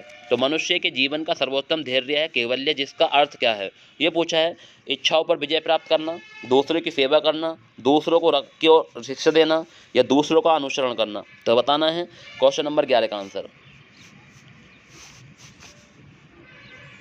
तो जैसे कि आप अब इच्छाओं पर विजय प्राप्त करेंगे तो ऑप्शन आप समझ गए होंगे कि ऑप्शन कौन सा हो जाएगा। करिए कमेंट, अब भी कर सकते हैं कमेंट आप। ठीक है, वेरी गुड, वेरी गुड, बहुत बढ़िया। तो ऐसे ही कमेंट करते रहा करो। इच्छाओं पर विजय प्राप्त करना, ऑप्शन ए हो जाएगा। नेक्स्ट, सैयद राजवंश की स्थापना किसने की? तो सैयद राजवंश की जो स्थापना की किसने की? बहलोल खान, खिलजी खां, निजाम शाह, मोहम्मद बिन फरीद। तो बताना है सैयद राजवंश की स्थापना किसने की थी स्टूडेंट? तो क्वेश्चन नंबर 12 का जो आंसर हो जाएगा क्या हो जाएगा? कमेंट करें। तो सैयद राजवंश की स्थापना जो की थी वो किसने की थी स्टूडेंट? ABCD में से आंसर कौन सा हो जाएगा आप बता सकते हैं? तो इसका हो जाएगा खिलजी खां। कौन सा हो जाएगा? Khilji Khan, option number B. Next, Alauddin Khilji के शासनकाल में निम्नलिखित में से कौन सा राज्यपाल था? तो अलाउद्दीन खिलजी के शासनकाल में निम्नलिखित में से कौन सा राज्यपाल था? जलालुद्दीन खिलजी, शमसुद्दीन इल्तुतमिश, नसरुद्दीन महमूद या गियासुद्दीन तुगलक? तो बताना है कि जलालुद्दीन खिलजी के शासनकाल में कौन राज्यपाल था?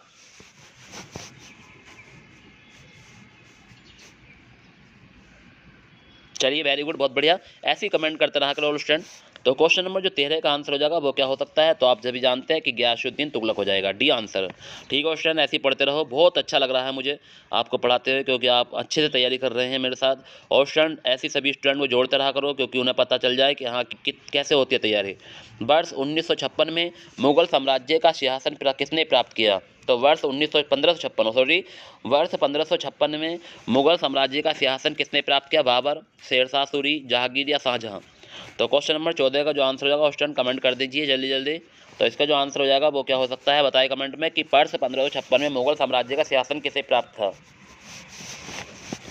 तो इसका जो आंसर हो जाएगा वो हो जाएगा अकबर। ए ऑप्शन हो जाएगा, क्या था? अकबर। ठीक है, नेक्स्ट। भारत में प्रथम मुगल सम्राट कौन था? तो भारत में प्रथम मुगल सम्राट शाहजहां, बाबर, हुमायूं, अकबर? तो क्वेश्चन नंबर 15 का आंसर क्या हो सकता है ऑप्शन बताए कि भारत में प्रथम मुगल सम्राट कौन था? क्वेश्चन नंबर 15 का जो आंसर हो जाएगा वो हो जाएगा बाबर। कौन था? बाबर था। नेक्स्ट। भगत सिंह सुखदेव राजगुरु को उनकी पुण्यतिथि पर श्रद्धांजलि देने के लिए भारत में 23 मार्च को किस दिवस के रूप में मनाया जाता है? तो 23 मार्च विद्रोह दिवस, श्रद्धांजलि दिवस, शहीद दिवस या विरोधी दिवस? तो बताना है क्वेश्चन नंबर 16 का आंसर क्या हो जाएगा? तो विरोध दिवस, श्रद्धांजलि, शहीद दिवस या विरोधी दिवस? तो क्वेश्चन नंबर 16 का जो आंसर हो जाएगा वो क्या हो सकता है क्वेश्चन बताएंगे? तो क्वेश्चन नंबर 16 का जो आंसर हो जाएगा क्वेश्चन वो हो जाएगा श्रद्धांजलि दिवस, ऑप्शन नंबर बी। तो आप सभी जानते हैं इस क्वेश्चन को। तो नेक्स्ट। भारतीय राष्ट्रीय कांग्रेस के अधिवेशन की सर्वप्रथम किस मुसलमान ने अध्यक्षता की थी? तो भारतीय राष्ट्रीय कांग्रेस के अधिवेशन की सर्वप्रथम किस मुसलमान ने अध्यक्षता की थी? तो आप आंसर बताएंगे इसका। लियाकत अली खान, सैयद अली खान, मौलाना आज़ाद, बदरुद्दीन तैयब जी? तो बताना इसमें से कौन से ऐसे थे जिन्होंने सर्वप्रथम किस मुसलमान ने अध्यक्षता की थी राष्ट्रीय कांग्रेस की? कि बताना है और स्टूडेंट सभी को। आप सभी जानते हैं कि हम अच्छे तैयारी कर रहे हैं और ऐसे ही तैयारी करते रहें तो एक दिन सिलेक्शन पक्का है। तो आप सभी का आंसर क्या हो जाएगा option A B C D में? तो बताना है ए होगा, बी होगा, सी होगा या डी होगा? तो करिए कमेंट ऑप्शन, मैं आपका इंतजार कर रहा हूँ, करिए कमेंट। तो क्वेश्चन नंबर 17 का जो आंसर हो जाएगा वो क्या हो जाएगा? बदरुद्दीन तैयब जी, और डी आंसर हो जाएगा ऑप्शन। ठीक है, नेक्स्ट चलते हैं। क्वेश्चन नंबर 18 देखते हैं कि निम्नलिखित में से कौन सा एक भारतीय राष्ट्रीय आंदोलन में क्रांतिकारी नेता नहीं थे? चंद्रशेखर आजाद, सूर्य सेन, भगत सिंह, गोपाल कृष्ण गोखले? तो भारतीय राष्ट्रीय आंदोलन में क्रांतिकारी नेता नहीं थे, तो कौन से नहीं थे ऑप्शन कमेंट करें। तो ऑप्शन क्या है? गोपाल कृष्ण गोखले। गोपाल कृष्ण गोखले किसके राजनीतिक गुरु थे ऑप्शन बताना है। नेक्स्ट है, इंकलाब जिंदाबाद का नारा किसने दिया? चंद्रशेखर आजाद, सुभाष चंद्र बोस, भगत सिंह, जवाहरलाल नेहरू? तो इंकलाब जिंदाबाद का नारा, तो स्टूडेंट ये एक नारा जरूर पूछा जाता है आपसे, इसलिए मैंने नारे भी लाया हूँ। तो इंकलाब जिंदाबाद का नारा किसने दिया था? चंद्रशेखर आजाद, सुभाष चंद्र बोस, भगत सिंह, जवाहरलाल नेहरू? और स्टूडेंट आप पढ़ते रहें और आपको जब एग्जाम देने जाएंगे तो आप सोचोगे अभी आपके 9 दिन और स्टूडेंट बहुत कुछ कराऊंगा, टेंशन ना लीजिएगा। तो जो उत्तर प्रदेश पुलिस की तैयारी वो भी पढ़ते रहें, क्योंकि उनको भी पता है कि सर जीएस तो हमारा पार होना चाहिए, जितना हम यहाँ जानते हैं उतना पक्का ही है। ठीक है, तो क्वेश्चन नंबर 19 का जो आंसर जाएगा ऑप्शन इंकलाब जिंदाबाद का जो नारा दिया था वो किसने दिया था ऑप्शन? तो आप सभी जानते हैं कि भगत सिंह ने दिया था।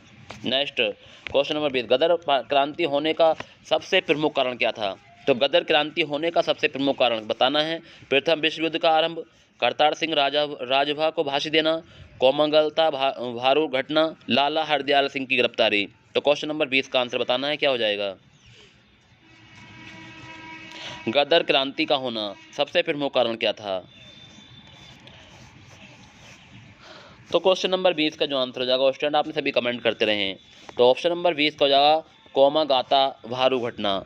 कोमागाता भारू घटना के ऊपर गदर क्रांति होने का सबसे प्रमुख कारण था। नेक्स्ट क्वेश्चन नंबर 21, म्यांमार के साथ भारत की पूर्वी सीमा पर कौन सा पहाड़ है?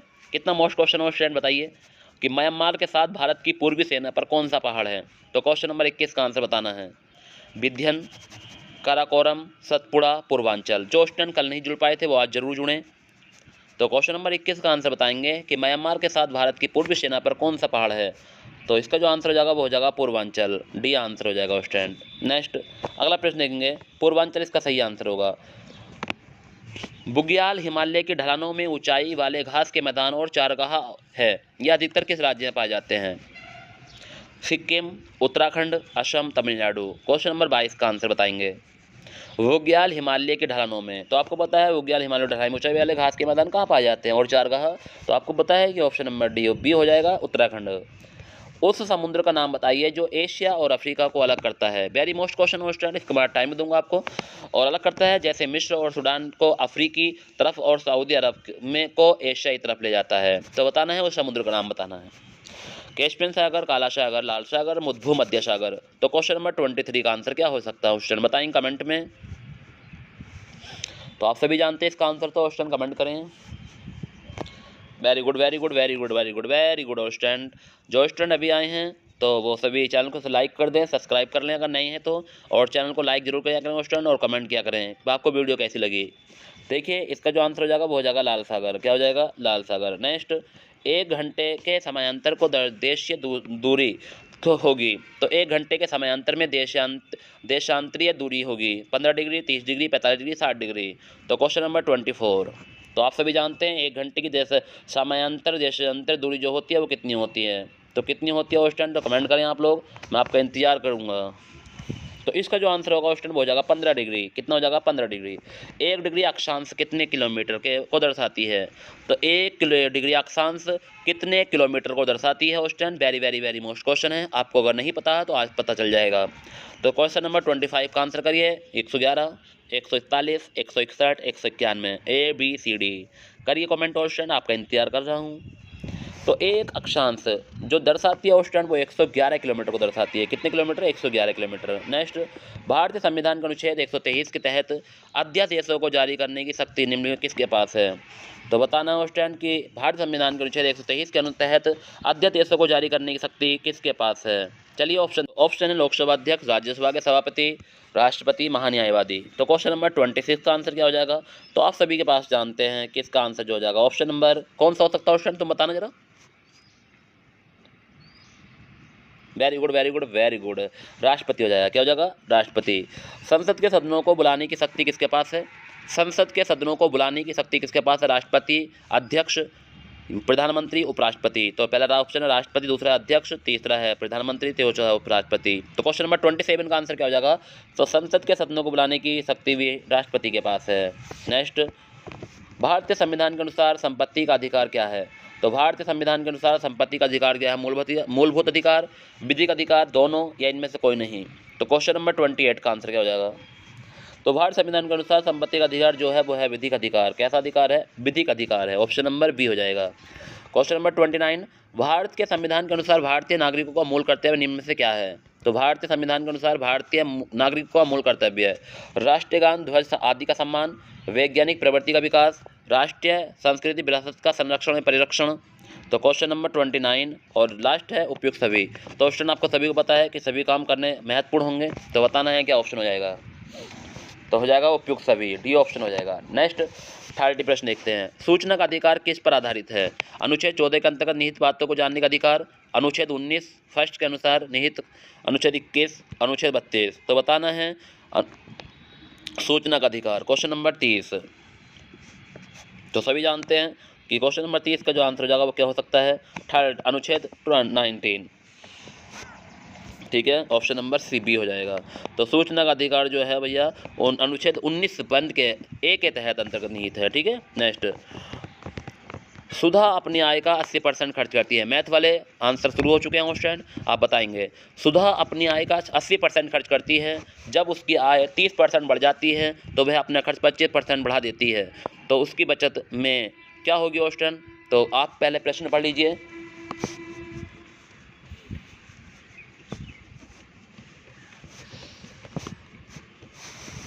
50% की वृद्धि ऑप्शन देखिए, अब 5% की कमी, 5% की कमी, वृद्धि, कमी और 30% की कमी। तो स्टूडेंट बताना है कि सुधा अपनी आय का 80% खर्च करती है, जब उसकी आय 30% बढ़ जाती है तो वह अपना खर्च 25% बढ़ा देती है, तो उसकी बचत में है। तो 50% की वृद्धि, 5% की वृद्धि, 5% की कमी या 30% की कमी। तो आंसर बता सकते हैं स्टूडेंट, क्वेश्चन नंबर 31। तो आप सभी जानते हैं कि सर इसका आंसर क्या हो जाएगा, कमेंट करें स्टूडेंट अगर आपका आंसर आ गया है तो। तो इसका जो आंसर हो जाएगा क्वेश्चन हो जाएगा 50% की वृद्धि। अच्छे प्रश्न लाता हूँ क्वेश्चन, आप करिए करें, ठीक है। ऐसे ही प्रश्न आएंगे आपके एग्जाम में। किसी वस्तु पर किसी लागत मूल्य का 1.2 गुना मूल्य अंकित किया जाता है। अंकित मूल्य पर फिर एक निश्चित छूट देने के बाद लाभ घटकर 10% रह जाता है, तो छूट प्रतिशत बताना है। तो क्वेश्चन नंबर 32 का आंसर बताएंगे क्या हो जाएगा। पहले प्रश्न पढ़ लीजिए, जब ऑप्शन दिखाऊंगा, तुक्का नहीं लगाना क्वेश्चन। किसी वस्तु पर उसकी लागत मूल्य का 1% 2 गुना अंकित किया जाता है, तो अंकित मूल्य की एक निश्चित छूट के बाद लाभ घटकर 10% रह जाता है, परसेंट छूट बतानी है। ऑप्शन है 9, 8 सही 2/3, 8 सही 1/3, 10। तो बताना है क्वेश्चन नंबर 32 का आंसर क्या हो जाएगा। क्वेश्चन नंबर 32 का जो आंसर हो जाएगा वो हो जाएगा ऑप्शन, आप सभी जानते हैं, 8 सही 1/3, ठीक है। Option C option. नेक्स्ट आगे देखेंगे क्वेश्चन नंबर नेक्स्ट। देखिए क्वेश्चन नंबर 33 क्या करें, अगर x + y + z = 2 है, x y x y z x z को बराबर 11 - 11 है, तो x की क्यूब y की क्यूब और z की क्यूब -3xyz का मान क्या होगा। करिए ऑप्शन, ही तो प्रश्न आप आराम से कर सकते हैं।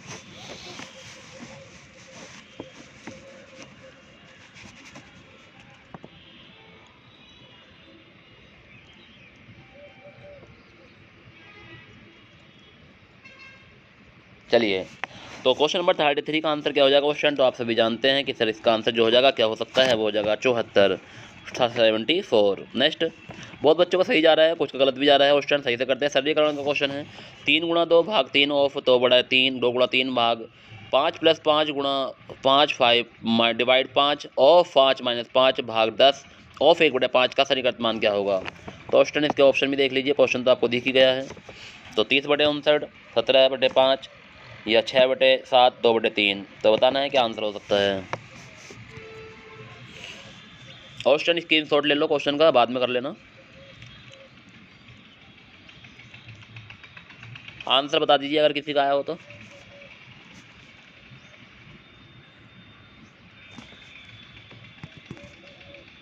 चलिए, इसका आंसर जो हो जाएगा क्वेश्चन में क्या हो सकता है, आप कमेंट कर सकते हैं। तो इसका जो आंसर होगा क्वेश्चन में क्या होगा, ABCD में से बताना है। तुक्का मत लगाना क्वेश्चन, करिए सोल्व। इतना इजी प्रश्न है, अगर आपसे यही सोल्व नहीं किया तो फिर क्या करोगे आप। चलिए, टाइम लेगा, बात सही, टाइम लेगा, टाइम आपको दे भी रहा हूँ, 15-20 सेकंड आपके पास आ गई हैं क्वेश्चन, और इतना टाइम मिलता ही है एग्जाम में। तो इसका जो आंसर हो जाएगा क्वेश्चन वो क्या हो सकता है, तो आप सभी जानते हैं कि सर इसका आंसर हो जाएगा 6/7, सी ऑप्शन। नेक्स्ट है, 10 12 16 20 P और 16 26 का औसत 17 है, यानी 10 12 16 20 P और 26 का औसत 17 है, तो P का मान ज्ञात करना है क्वेश्चन। इतना इजी क्वेश्चन आप लोग सब कर सकते हैं। क्वेश्चन नंबर 85,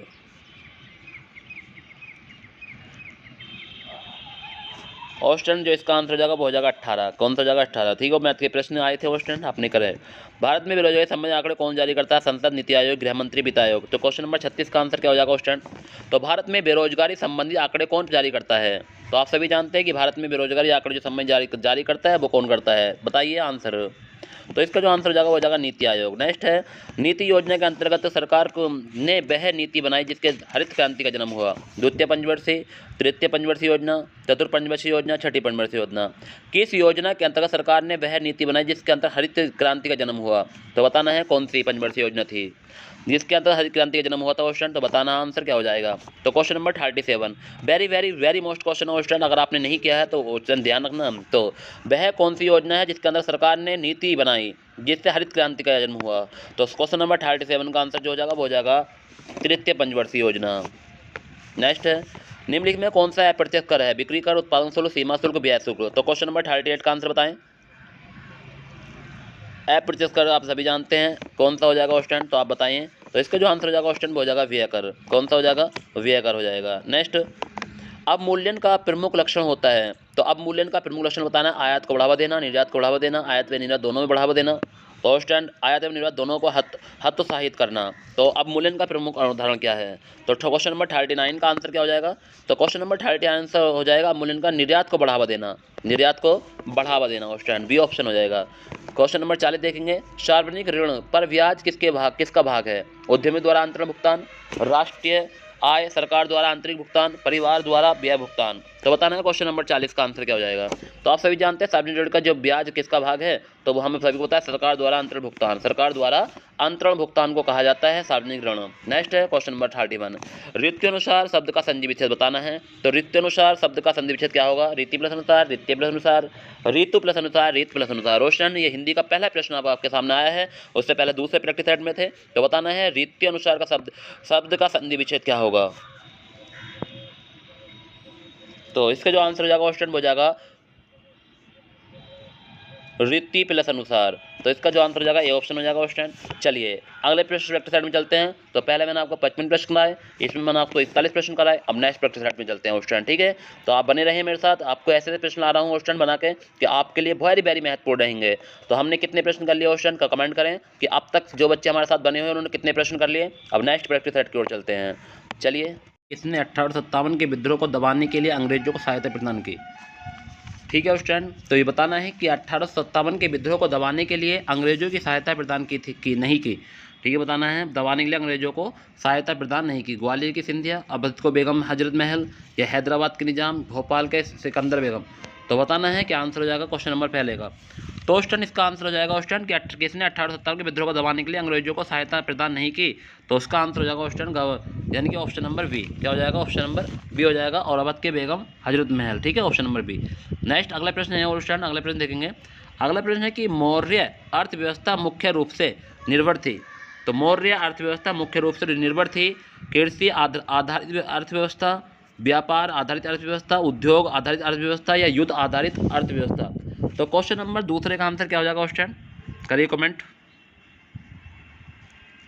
तो क्वेश्चन नंबर 2 का जो आंसर जाएगा वो जाएगा कृषि आधारित अर्थव्यवस्था। कैसी थी, कृषि अर्थव्यवस्था निर्भर थी। ठीक है, नेक्स्ट अगला प्रश्न है मुगल शासन के दौरान एक कोतवाल की सही भूमिका क्या थी। युद्ध के लिए सेना का नेतृत्व करना, राजकोष को बनाए रखना, राजस्व एकत्रित करना, या कानून और व्यवस्था बनाए रखना। तो क्वेश्चन नंबर 3 का आंसर क्या हो जाएगा।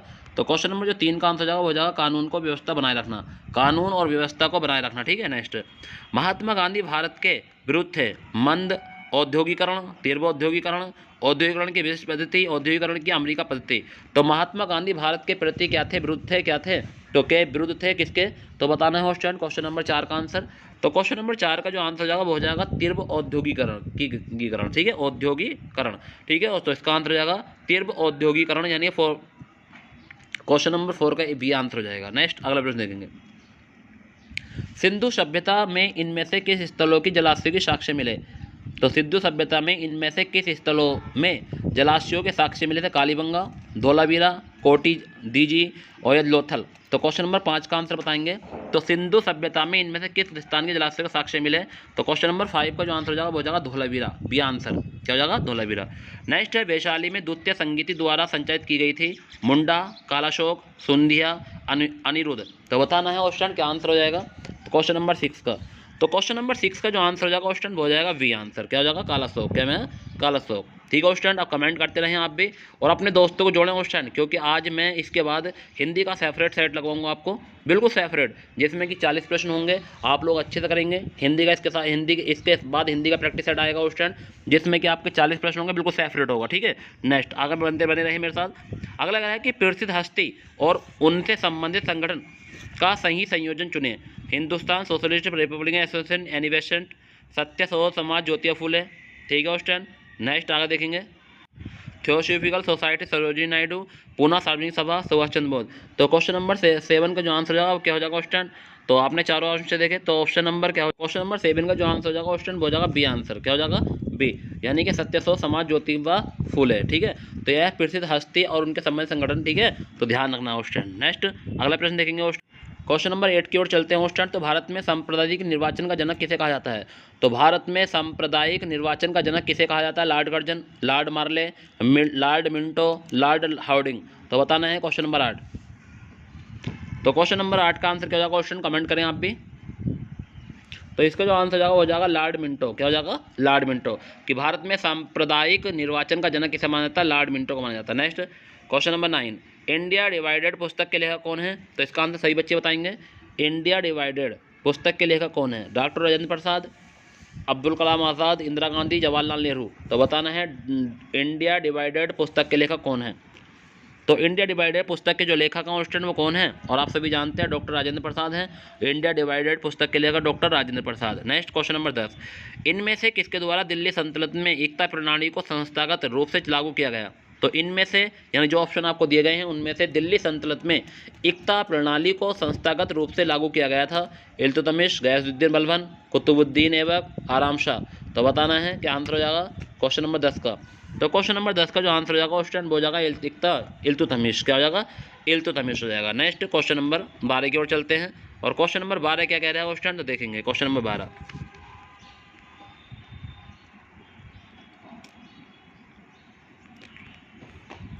क्वेश्चन नंबर 11 की ओर चलते हैं, 12 नहीं 11 है। क्वेश्चन नंबर 11 है कि विश्व में कितने प्रमुख टाइम जोन में विभाजित है, यानी विश्व को कितने प्रमुख टाइम जोनों में विभाजित किया गया है। तो 12, 30, 24 या इनमें से कोई नहीं। तो बताइए क्वेश्चन नंबर 11 का आंसर क्या हो जाएगा। तो क्वेश्चन नंबर जो 11 का आंसर हो जाएगा स्टूडेंट वो क्या हो जाएगा, आप बताएंगे विश्व का कितने प्रमुख टाइम जोनों में विभाजित किया गया है। तो क्वेश्चन नंबर 11 का जो आंसर हो जाएगा वो हो जाएगा सी आंसर। क्या हो जाएगा, सी आंसर।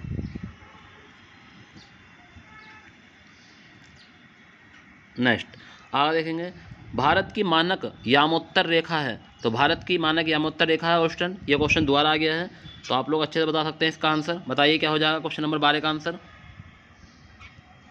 तो क्वेश्चन नंबर 12 का आंसर हो जाएगा 82 डिग्री 30 पूर्वी देशांतर। नेक्स्ट, अरावली पर्वत श्रेणी में सबसे ऊंचा शिखर कौन सा है।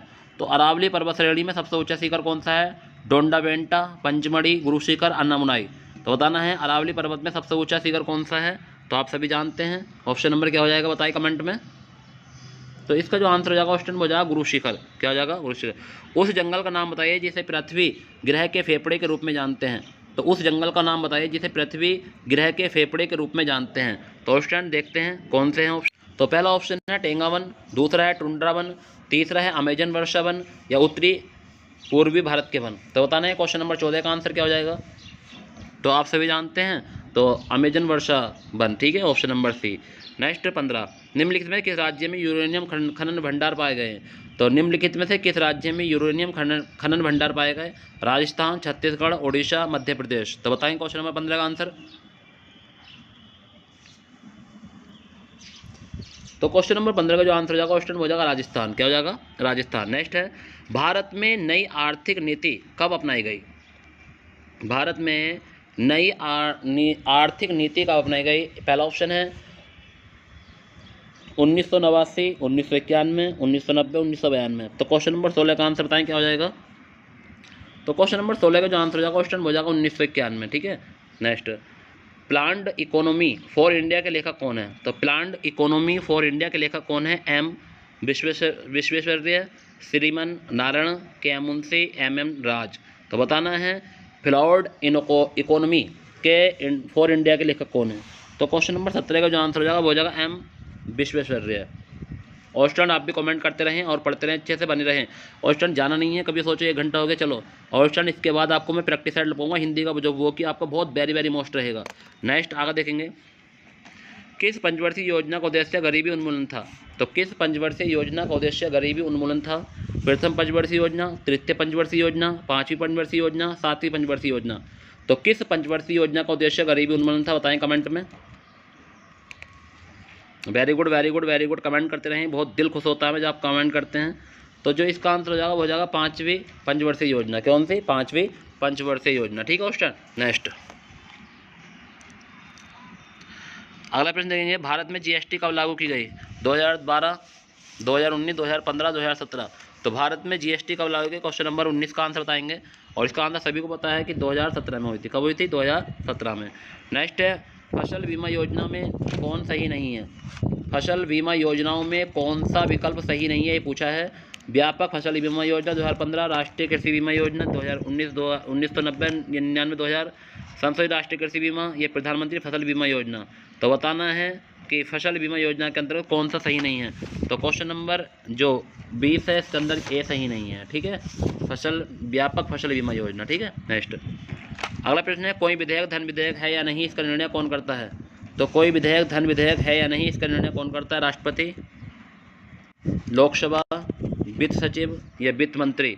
तो बताना है कि कोई विधेयक लोकसभा यानी कि है नहीं है तो कौन इसका निर्णय करता है। तो इसका आंसर हो जाएगा ऑप्शन बी आंसर, लोकसभा अध्यक्ष। कौन करता है? लोकसभा अध्यक्ष। ठीक है, ध्यान रखना है, लोकसभा अध्यक्ष इसका निर्णय करता है। ठीक है, नेक्स्ट अगला प्रश्न है, पंचायतों को संवैधानिक दर्जा प्राप्त किया गया। तो पंचायतों को संवैधानिक दर्जा प्राप्त किया गया अनुच्छेद 226 के अंतर्गत, अनुच्छेद 243 के अंतर्गत, अनुच्छेद 239 के अंतर्गत या अनुच्छेद 219 के अंतर्गत। तो पंचायतों को संवैधानिक दर्जा प्राप्त किया गया। तो ऑप्शन नंबर 22 का आंसर क्या हो जाएगा, बताइए कमेंट में। तो क्वेश्चन नंबर 22 का जो आंसर हो जाएगा वो हो जाएगा अनुच्छेद 243 के अंतर्गत। किसके? बी ऑप्शन 243 के अंदर। नेक्स्ट है, सूची फर्स्ट को सूची सेकंड से सम्मिलित कीजिए। तो इसमें भारतीय संविधान, ठीक है, ऑप्शन सूची दे रखी है, आप लोगों पहले देख लीजिए इसको। तो भारतीय संविधान भाग का भाग 9, संघराज्य, भारत संविधान 8, भारत संविधान, ठीक है, इस तरह दे रखा है ऑप्शन। आपको ध्यान रखना है कि कौन सा किस में आता है। यहाँ पर सूची फर्स्ट सूची थर्ड दे रखी है आपको ऑप्शन। तो क्वेश्चन नंबर 23 है, मिलान करना है ऑप्शन। तो इसके ऑप्शन ये दे रखे हैं, तो बताइए आप यहाँ पे स्क्रीनशॉट ले लीजिए पहले। ठीक है ऑप्शन सभी, क्वेश्चन और छोटा करके दिखा सकता हूँ आपको, अगर आप लोग अगर दिक्कत आए तो देखिए।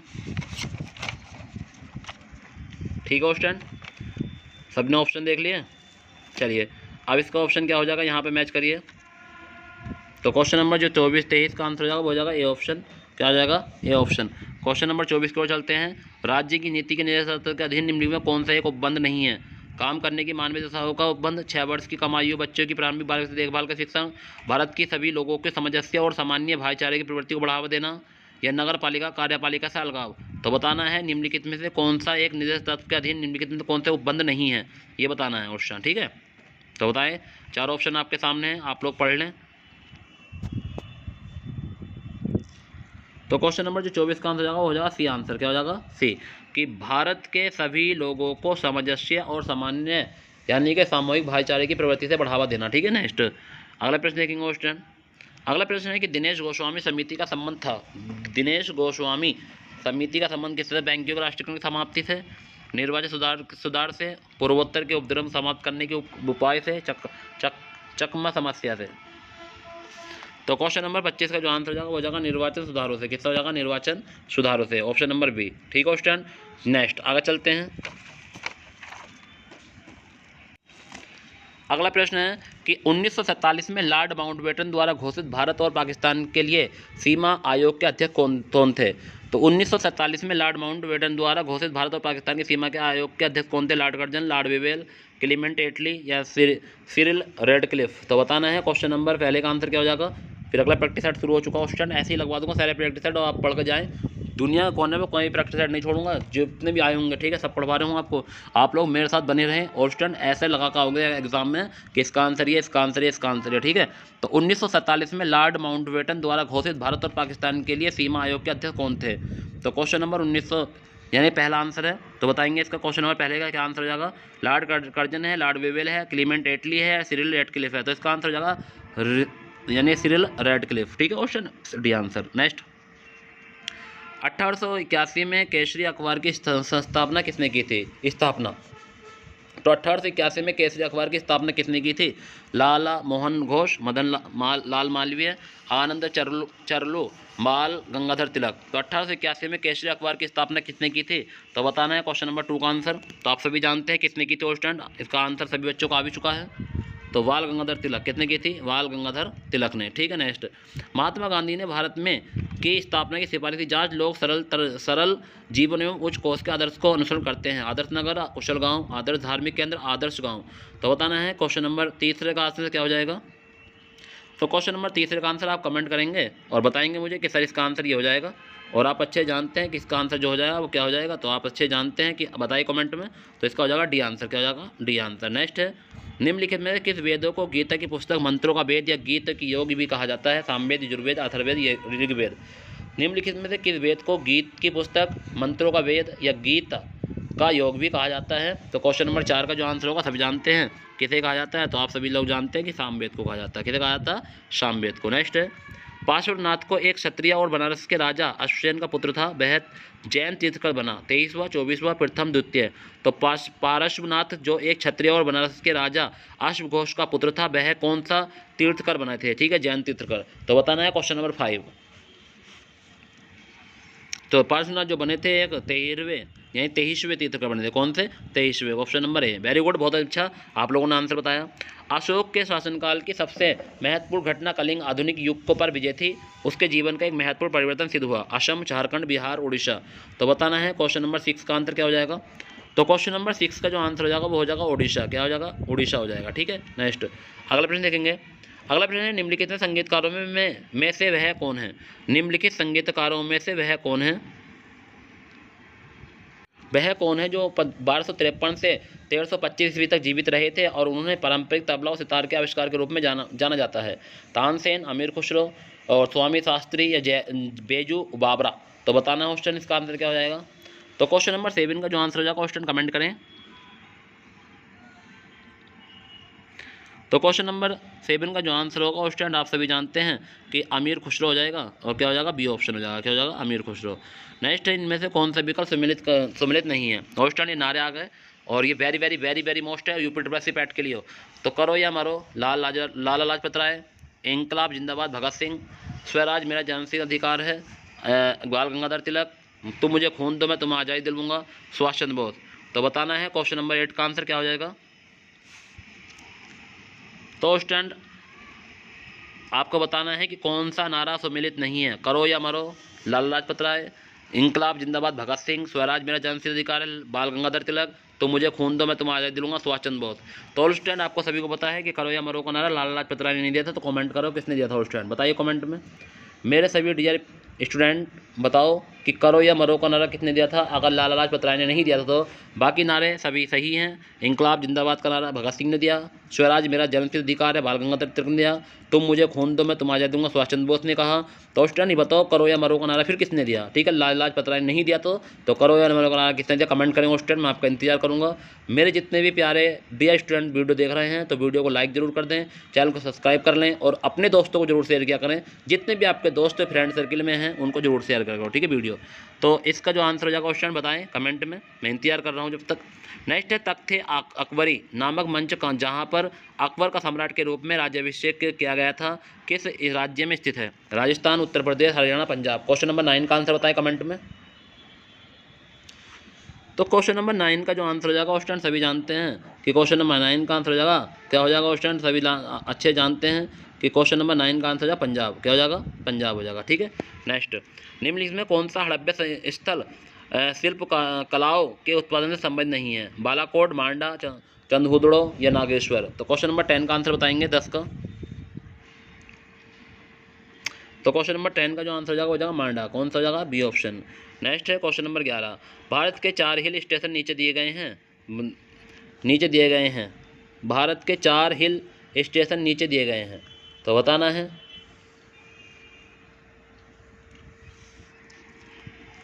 पहला है मन्नार कुर्ग, दूसरा है माउंट आबू, यानी कि पहला मन्नार फिर दूसरा कुर्ग, तीसरा माउंट आबू और एस डलहौजी। ठीक है, PQRS दिया है। तो निम्नलिखित में कौन सा दक्षिण से उत्तर की ओर उसके स्थानों को सही क्रम का प्रतिनिधित्व करता है? तो ये बताना है कि दक्षिण से उत्तर की ओर। ठीक है क्वेश्चन, तो इसके ऑप्शन दिए हैं आपको बताना है। तो क्वेश्चन नंबर 11 का आंसर क्या होगा? तो क्वेश्चन नंबर 11 का जो आंसर हो जाएगा क्वेश्चन वो हो जाएगा हमारा ए, PQRS। दक्षिण से उत्तर की ओर यही है हमारे। और PQRS का मतलब है पहला मन्नार, फिर कुर्ग, फिर माउंट आबू, फिर डलहौजी कुर्ग। ठीक है, तो मन्नार के बाद कुर्ग आएगा, फिर माउंट आबू, फिर डलहौजी। ठीक है, PQRS ए आंसर हो जाएगा क्वेश्चन। क्या हो जाएगा? ए आंसर हो जाएगा। ठीक है, नेक्स्ट क्वेश्चन नंबर 12, उत्तर और दक्षिण भारत को कौन सी पर्वत श्रृंखला पृथक करती है? तो उत्तर और दक्षिण भारत को कौन सी पर्वत श्रृंखला अलग करती है? हिमालय, पश्चिमी घाट, विंध्याचल, सतपुड़ा। तो क्वेश्चन नंबर 12 का आंसर बताएंगे। तो क्वेश्चन नंबर 12 का आंसर जाएगा वो जाएगा विंध्य। क्या हो जाएगा? विंध्य। नेक्स्ट क्वेश्चन नंबर 13, निम्नलिखित में से सही युग्मों पहाड़ी दर्जों के संदर्भ में सही है? तो क्वेश्चन नंबर 13 का ऑप्शन क्वेश्चन नंबर 13 है बोमडिला हिमाचल प्रदेश, नाथुला अरुणाचल प्रदेश, शिपुलिखा उत्तराखंड और रोहतांग जम्मू कश्मीर। तो बताएंगे कौन सा सही है। तो आपको सभी को पता है कि ऑप्शन नंबर सी हो जाएगा क्वेश्चन नंबर 13 का आंसर। ठीक है, शिपुलेख उत्तराखंड। नेक्स्ट, हिमालय की निम्नलिखित चोटियों का उनकी ऊंचाई के साथ सही क्रम लगाइए। तो mount Everest 8,167, Dholavira 8,848, comment 8,991, Annapurna. ठीक है, तो बताना है कि उनकी ऊंचाई कौन से स्थान है। माउंट एवरेस्ट की कितनी होती है स्टूडेंट? तो आप लोग बताएंगे।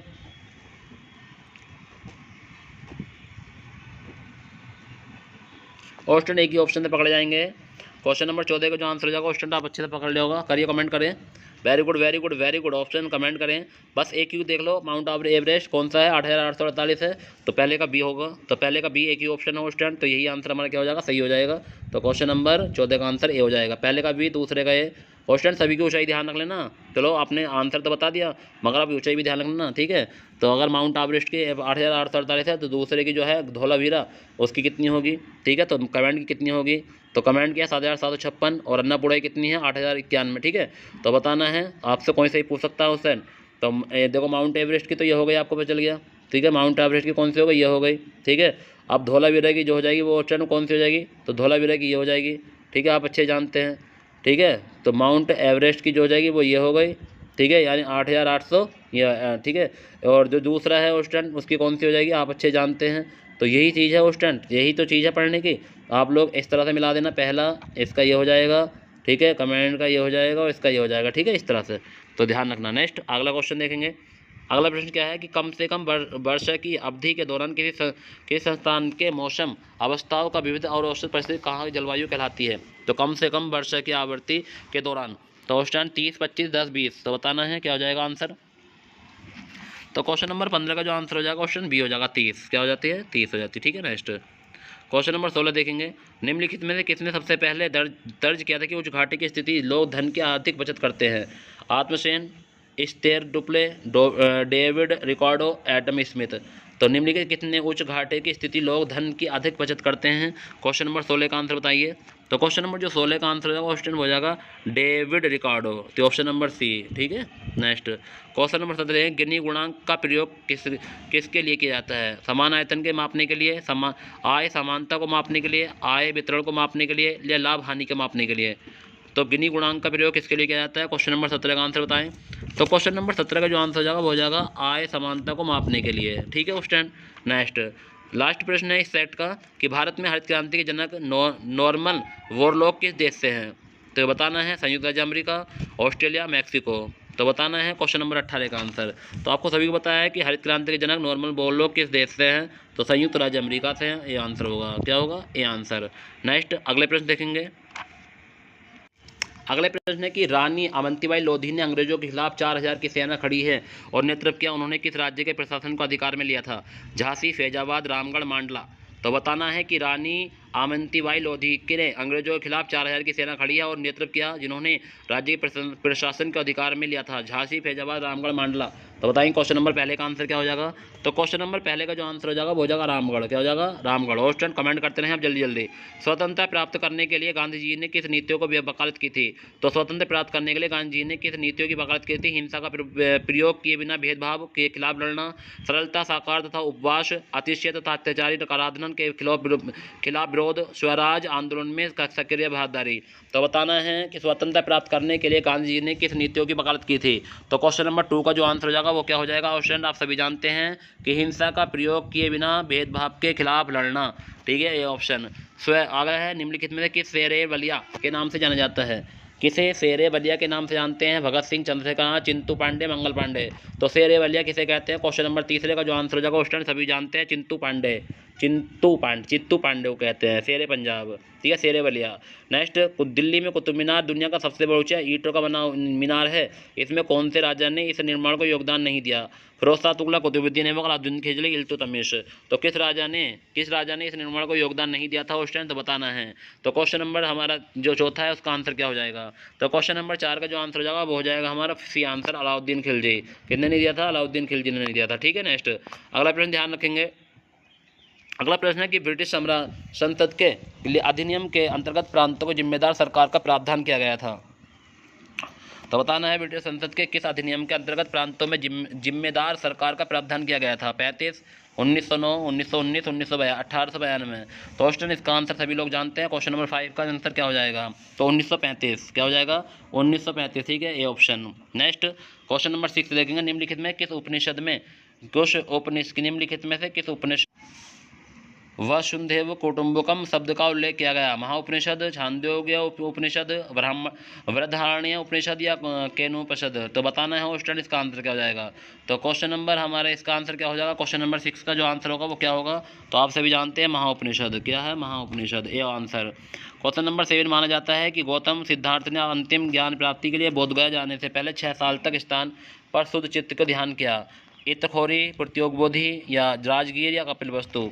तो क्वेश्चन नंबर 7 का आंसर बताएं, क्वेश्चन नंबर 7 का आंसर क्या होगा। तो क्वेश्चन नंबर 7 का आंसर होगा प्रयागबोधि, बी आंसर।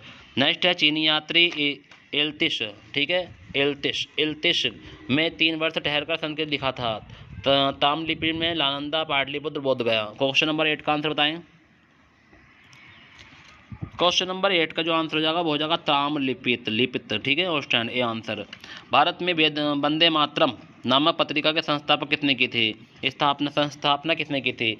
तो भारत में वंदे मातरम पत्रिका नामक पत्रिका की संस्थापना किसने की? रामचंद्र चटर्जी, गणेश शंकर विद्यार्थी, अरविंद घोष या बिपिन चंद्र पाल? तो बताना है क्वेश्चन नंबर 9 का आंसर।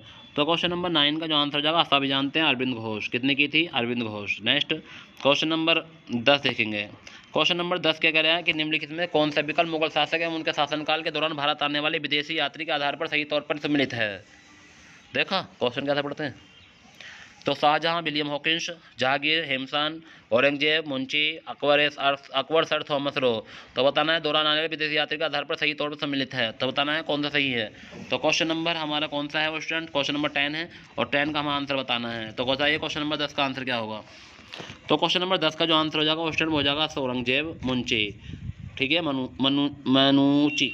नेक्स्ट 11 रेड क्लिफ रेखा निम्नलिखित किसके साथ भारत की सीमा का सीमांकन करती है? तो रेड क्लिफ रेखा निम्नलिखित में से किसके साथ भारत की सीमा का सीमांकन करती है? पाकिस्तान, बांग्लादेश, नेपाल, चीन? तो क्वेश्चन नंबर 11 का आंसर सभी बच्चे बताएं कमेंट में, आपका इंतजार करूंगा मैं।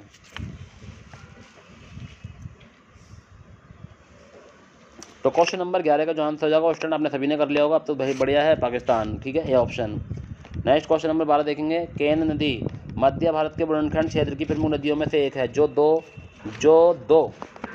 राज्य मध्य प्रदेश और से होकर वो बहती है, गुजरात, महाराष्ट्र, उत्तर प्रदेश, केरल? तो बताएंगे क्वेश्चन नंबर नेक्स्ट का आंसर क्या हो जाएगा। तो क्वेश्चन नंबर जो हमारा है 12 का आंसर बताएंगे क्या हो जाएगा। तो क्वेश्चन नंबर 12 का जो आंसर होगा स्टूडेंट आप सभी जानते हैं, उत्तर प्रदेश। क्या हो जाएगा? उत्तर प्रदेश, ठीक है, राज्य मध्य प्रदेश और उत्तर प्रदेश से होकर बहती है। उष्ण कटिबंधीय सदाबहार वनों में से संबंधित में कौन सा विशेषता नहीं है? इन वनों का पेड़ की ऊंचाई 60 मीटर या इससे अधिक होती है। इन वनों की वर्षा में लगभग 100 सेंटीमीटर वर्षा होती है। इन वन अच्छी तरह से स्वीकृत होते हैं या ये उष्ण और आर्द्र क्षेत्र में पाए जाते हैं। एक बार क्वेश्चन पढ़ लीजिए। उष्ण कटिबंधीय सदाबहार वनों की सब निम्न में कौन सी विशेषता नहीं है? तो क्वेश्चन नंबर 13 का जो आंसर हो जाएगा स्टूडेंट वो बी हो जाएगा। इन वर्षों में लगभग 100 सेंटीमीटर वर्षा होती है, ऐसा नहीं है। नेक्स्ट क्वेश्चन नंबर 14 निम्न में से किस नाम से लघु हिमालय शिवालिक के बीच स्थित घाटियाँ जाना जाता है? दून, मर्ग, वेट, तराइन? तो बताना है क्वेश्चन नंबर 14 का आंसर। निम्न में से किस नाम से लघु हिमालय शिवालिक के बीच स्थित घाटियों को जाना जाता है? तो क्वेश्चन नंबर 14 का जो आंसर हो जाएगा स्टूडेंट बताएं आंसर। क्वेश्चन नंबर 14 का आंसर हो जाएगा ये आंसर दून, ठीक है। नेक्स्ट 2011 की जनगणना के अनुसार निम्नलिखित किस राज्य की महिला लिंग अनुपात सबसे कम है? उत्तर प्रदेश, सिक्किम, पंजाब, हरियाणा? तो महिला का लिंग अनुपात सबसे कम है, किस राज्य का है बताना है ऑप्शन। तो क्वेश्चन नंबर 15 का जो आंसर हो जाएगा वो हो जाएगा हरियाणा। क्या हो जाएगा? Haryana, D answer. Next reserve bank के नोट निगमन विभाग के पास हर समय कम से कम कितनी मूल्य का स्वर्ण कोष में रहना चाहिए? 85 करोड़ रुपये, 11 करोड़, 115 करोड़, 200 करोड़ या उसमें कोई नहीं? तो बताना है क्वेश्चन नंबर 16 का आंसर। तो क्वेश्चन नंबर 16 का जो आंसर हो जाएगा वो हो जाएगा बी आंसर, और बी आंसर है 115 करोड़ रुपये, ठीक है। नेक्स्ट और लास्ट प्रश्न है क्वेश्चन जीएस का, अब हिंदी शुरू होगी दमदार। निम्न में कौन सा भारत के सरकारी कृषि के विचार का समर्थन किया था? तो बताना है किसने समर्थन किया था। तो सहकारी कृषि के विचार का समर्थक नहीं था। अच्छा, भारत में सहकारी कृषि के विचार का समर्थक नहीं था। तो बताना है कौन नहीं था ऑप्शन। तो यह हो गया हमारा ऑप्शन नंबर सी, चौधरी चरण सिंह। तो ये थे हमारे महत्वपूर्ण जीएस के प्रश्न जो आज की वीडियो में हमने आपको प्रोवाइड कराए ऑस्टेंड। तो आप लोग अगर मेरे साथ बने हुए तो आपको सारे प्रश्न याद हो जाएंगे और आप ज़िंदगी में इन प्रश्नों को गलत नहीं कर सकते अगर आप मेरे साथ बने थे। एक बार पेपर से पहले देख लेना। अब हमारी हिंदी का महत्वपूर्ण प्रैक्टिस सेट शुरू होगा ऑस्टेंड, आप बने रहिए मेरे साथ और देखिए आज की हिंदी का जलवा कैसे करते हैं हम, क्योंकि हिंदी में तो आप लोगों का जलवा है, एक भी प्रश्न गलत नहीं जाएगा आप लोगों का। अब हम हिंदी का प्रैक्टिस सेट शुरू करने जा रहे हैं ऑस्टेंड। ऑल स्टूडेंट अब हम हिंदी के प्रश्न करेंगे और हिंदी के ऐसे प्रश्न जो आप देखते ही आंसर बताएंगे। तो स्टूडेंट बने रहें मेरे साथ हिंदी के इस प्रैक्टिस सेट में, क्योंकि आप लोगों को अब हिंदी का प्रैक्टिस सेट लगाना है।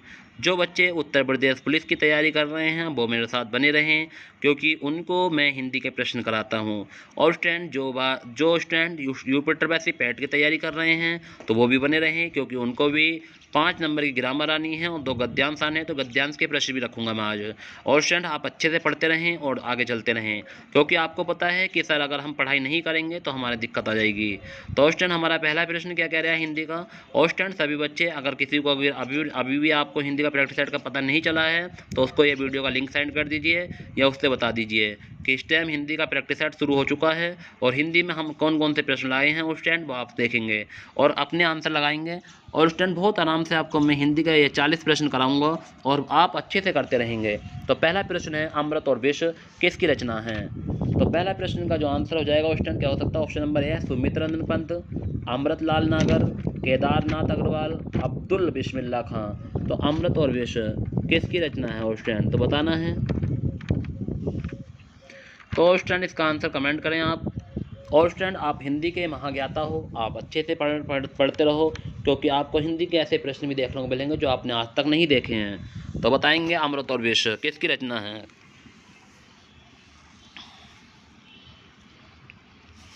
Very good very good very good. तो आंसर हो जाएगा अमृतलाल नागर। किसकी है, अमृतलाल नागर। नेक्स्ट क्वेश्चन नंबर 2 देखेंगे। क्वेश्चन नंबर 2 है, निम्न में किस विकल्प में त्रुटि नहीं है। उस कागज़ पर मैंने हस्ताक्षर कर दिए, मैंने उस कागज़ में हस्ताक्षर कर दिए, उस कागज़ पर मैंने हस्ताक्षर कर दिए, मैंने हस्ताक्षर कर दिए उस कागज़ पर। तो स्टूडेंट बताएं कौन सा ऑप्शन में त्रुटि नहीं है।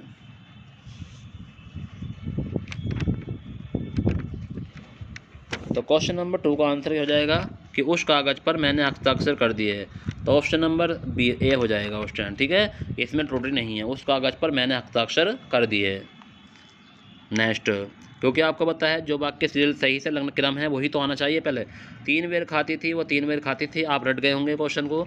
श्लेष है, यमक है, रूपक है, उत्प्रेक्षा है। तो बताएंगे क्वेश्चन नंबर 3 का आंसर। तो क्वेश्चन नंबर 3 का आंसर क्या हो जाएगा क्वेश्चन, आप सभी अच्छे जानते हैं कि इसमें कौन सा अलंकार हो स्टूडेंट। तो बता देंगे कि 3 बेर खाती थी, बेर खाने के मतलब है कि शाम दोपहर शाम को खाती थी, ठीक है, 3 बार में। नेक्स्ट है, खराद पर चढ़ना। खराद पर चढ़ना अर्थ कौन सा विकल्प में है। कठिनाई में पढ़ना, शत्रु के सामने आमने सामने आना, जांच में आना, सच्चाई के सामना करना। खराद पर चढ़ना क्वेश्चन नंबर 4। तो खराद पर चढ़ना ऑप्शन कठिनाई में पढ़ना, ऑप्शन नंबर ए हो जाएगा। नेक्स्ट, काली घटा का घमंड घटा, पंक्ति में अलंकार पहचानिए। यमक, रूपक, मानवीय, अनुप्रास। तो काली घटा का घमंड घटा,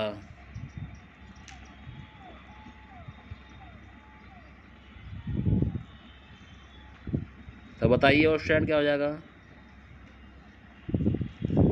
तो घटा यानी कि घटा घटा आया है, अलग अलग मंत्र है, यमक अलंकार, ठीक है। नेक्स्ट, शब्द बाग दिखाना, इस मुहावरे का सही अर्थ क्या होगा। हिम्मत बांधना, झूठे वायदे करना, या हरे भरे उद्योगों को शेयर करना, है धोखा देना। शब्द बाग दिखाना क्वेश्चन नंबर 6 का आंसर। तो झूठे वायदे करना ऑप्शन नंबर बी हो जाएगा। आप भी कमेंट करते रहें, उस टाइम मैं आपके कमेंट सबके देख रहा हूँ, आप लोग अच्छे से कमेंट करें। नेक्स्ट क्वेश्चन नंबर 7, निम्नलिखित में से कौन सा विकल्प उम्मीद का विलोम शब्द होगा। अवनति, मायूसी, आशा, असंतोष। क्वेश्चन नंबर 7, तो उम्मीद का जो विलोम हो जाएगा उस टाइम कमेंट करें आप।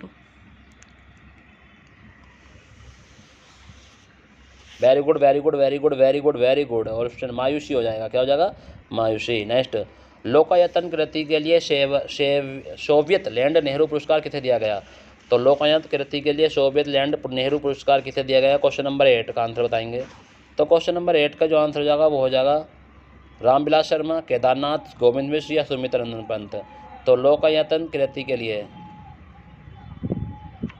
तो इसका जो आंसर हो जाएगा वो हो जाएगा सुमित्र नंदन पंत।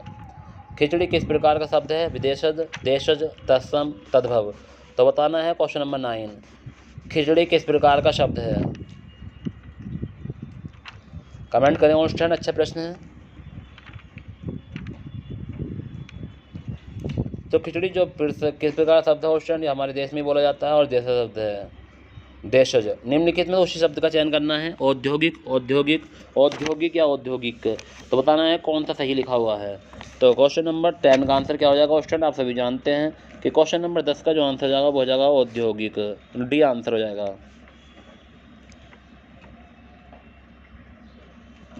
क्वेश्चन नंबर 11 देखेंगे।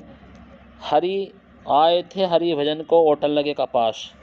आए थे हरि भजन को ओटन लगे कपास, यानी हरि भक्त की मार्ग कठिन होता है। ईश्वर भक्ति को छोड़ व्यापार में लग जाना, उद्देश्य की प्राप्ति में असफल होना, या किसी कार्य विशेष में उपेक्षा कर किसी अन्य कार्य में लग जाना। तो बताना है आए थे हरि भजन को ओटन लगे कपास। तो क्वेश्चन नंबर 11 का आंसर क्या होगा? तो इसका जो आंसर हो जाएगा स्टूडेंट कमेंट करें आप लोग कि आए थे हरि भजन को ओटन लगे कपास। करिए कमेंट जल्दी। Very good very good very good very good very good. Comment करते रहिए स्टूडेंट, कोई नहीं पढ़ते रहिए स्टूडेंट, टाइम से कुछ भला नहीं, कोई दिक्कत नहीं है, आप पढ़ते रहें। तो स्टूडेंट इसे कहा जाता है कि किसी कार्य विशेष की अपेक्षा कर किसी अन्य कार्य में लग जाना। ठीक है, नेक्स्ट क्वेश्चन नंबर 12 देखेंगे। बरहाइये महेश के तीनों जगत का संचालन करती है, विष्णु, सत्या, देव, कृष्ण, देवरिया, ऋषि, देवता, शिव या भगवान। तो क्वेश्चन नंबर 12 का आंसर बताएं। तो क्वेश्चन नंबर 12 का आंसर क्या हो जाएगा? ब्रह्मा, विष्णु, महेश ये तीनों शक्तियाँ। तो ऑप्शन नंबर ए। तो ब्रह्मा, विष्णु, महेश ये तीनों शक्तियाँ। तो वेरी गुड, ऑप्शन नंबर ए हो जाएगा स्टूडेंट। Question number 13। पुष्कर का अर्थ बताइए। तिरैन का नाम, सरोवर का नाम, नदी का नाम, मूषक। तो बताना है पुष्कर का अर्थ क्या होता है।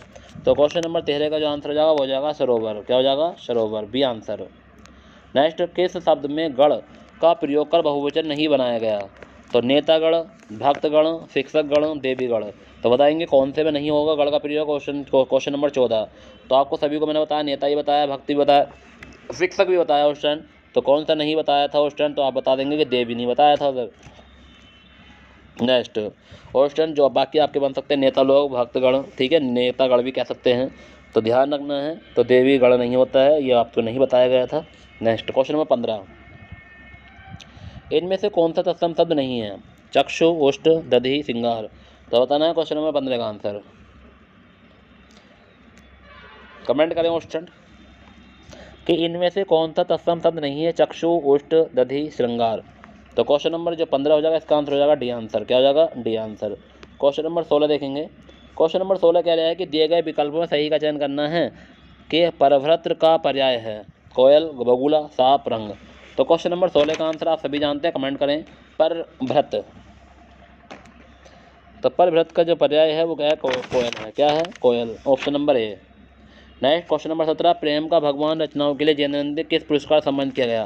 प्रेम में भगवान रचना के लिए जैनेन्द्र को किस पुरस्कार सम्मानित किया गया? क्वेश्चन नंबर 17 का आंसर बताएंगे।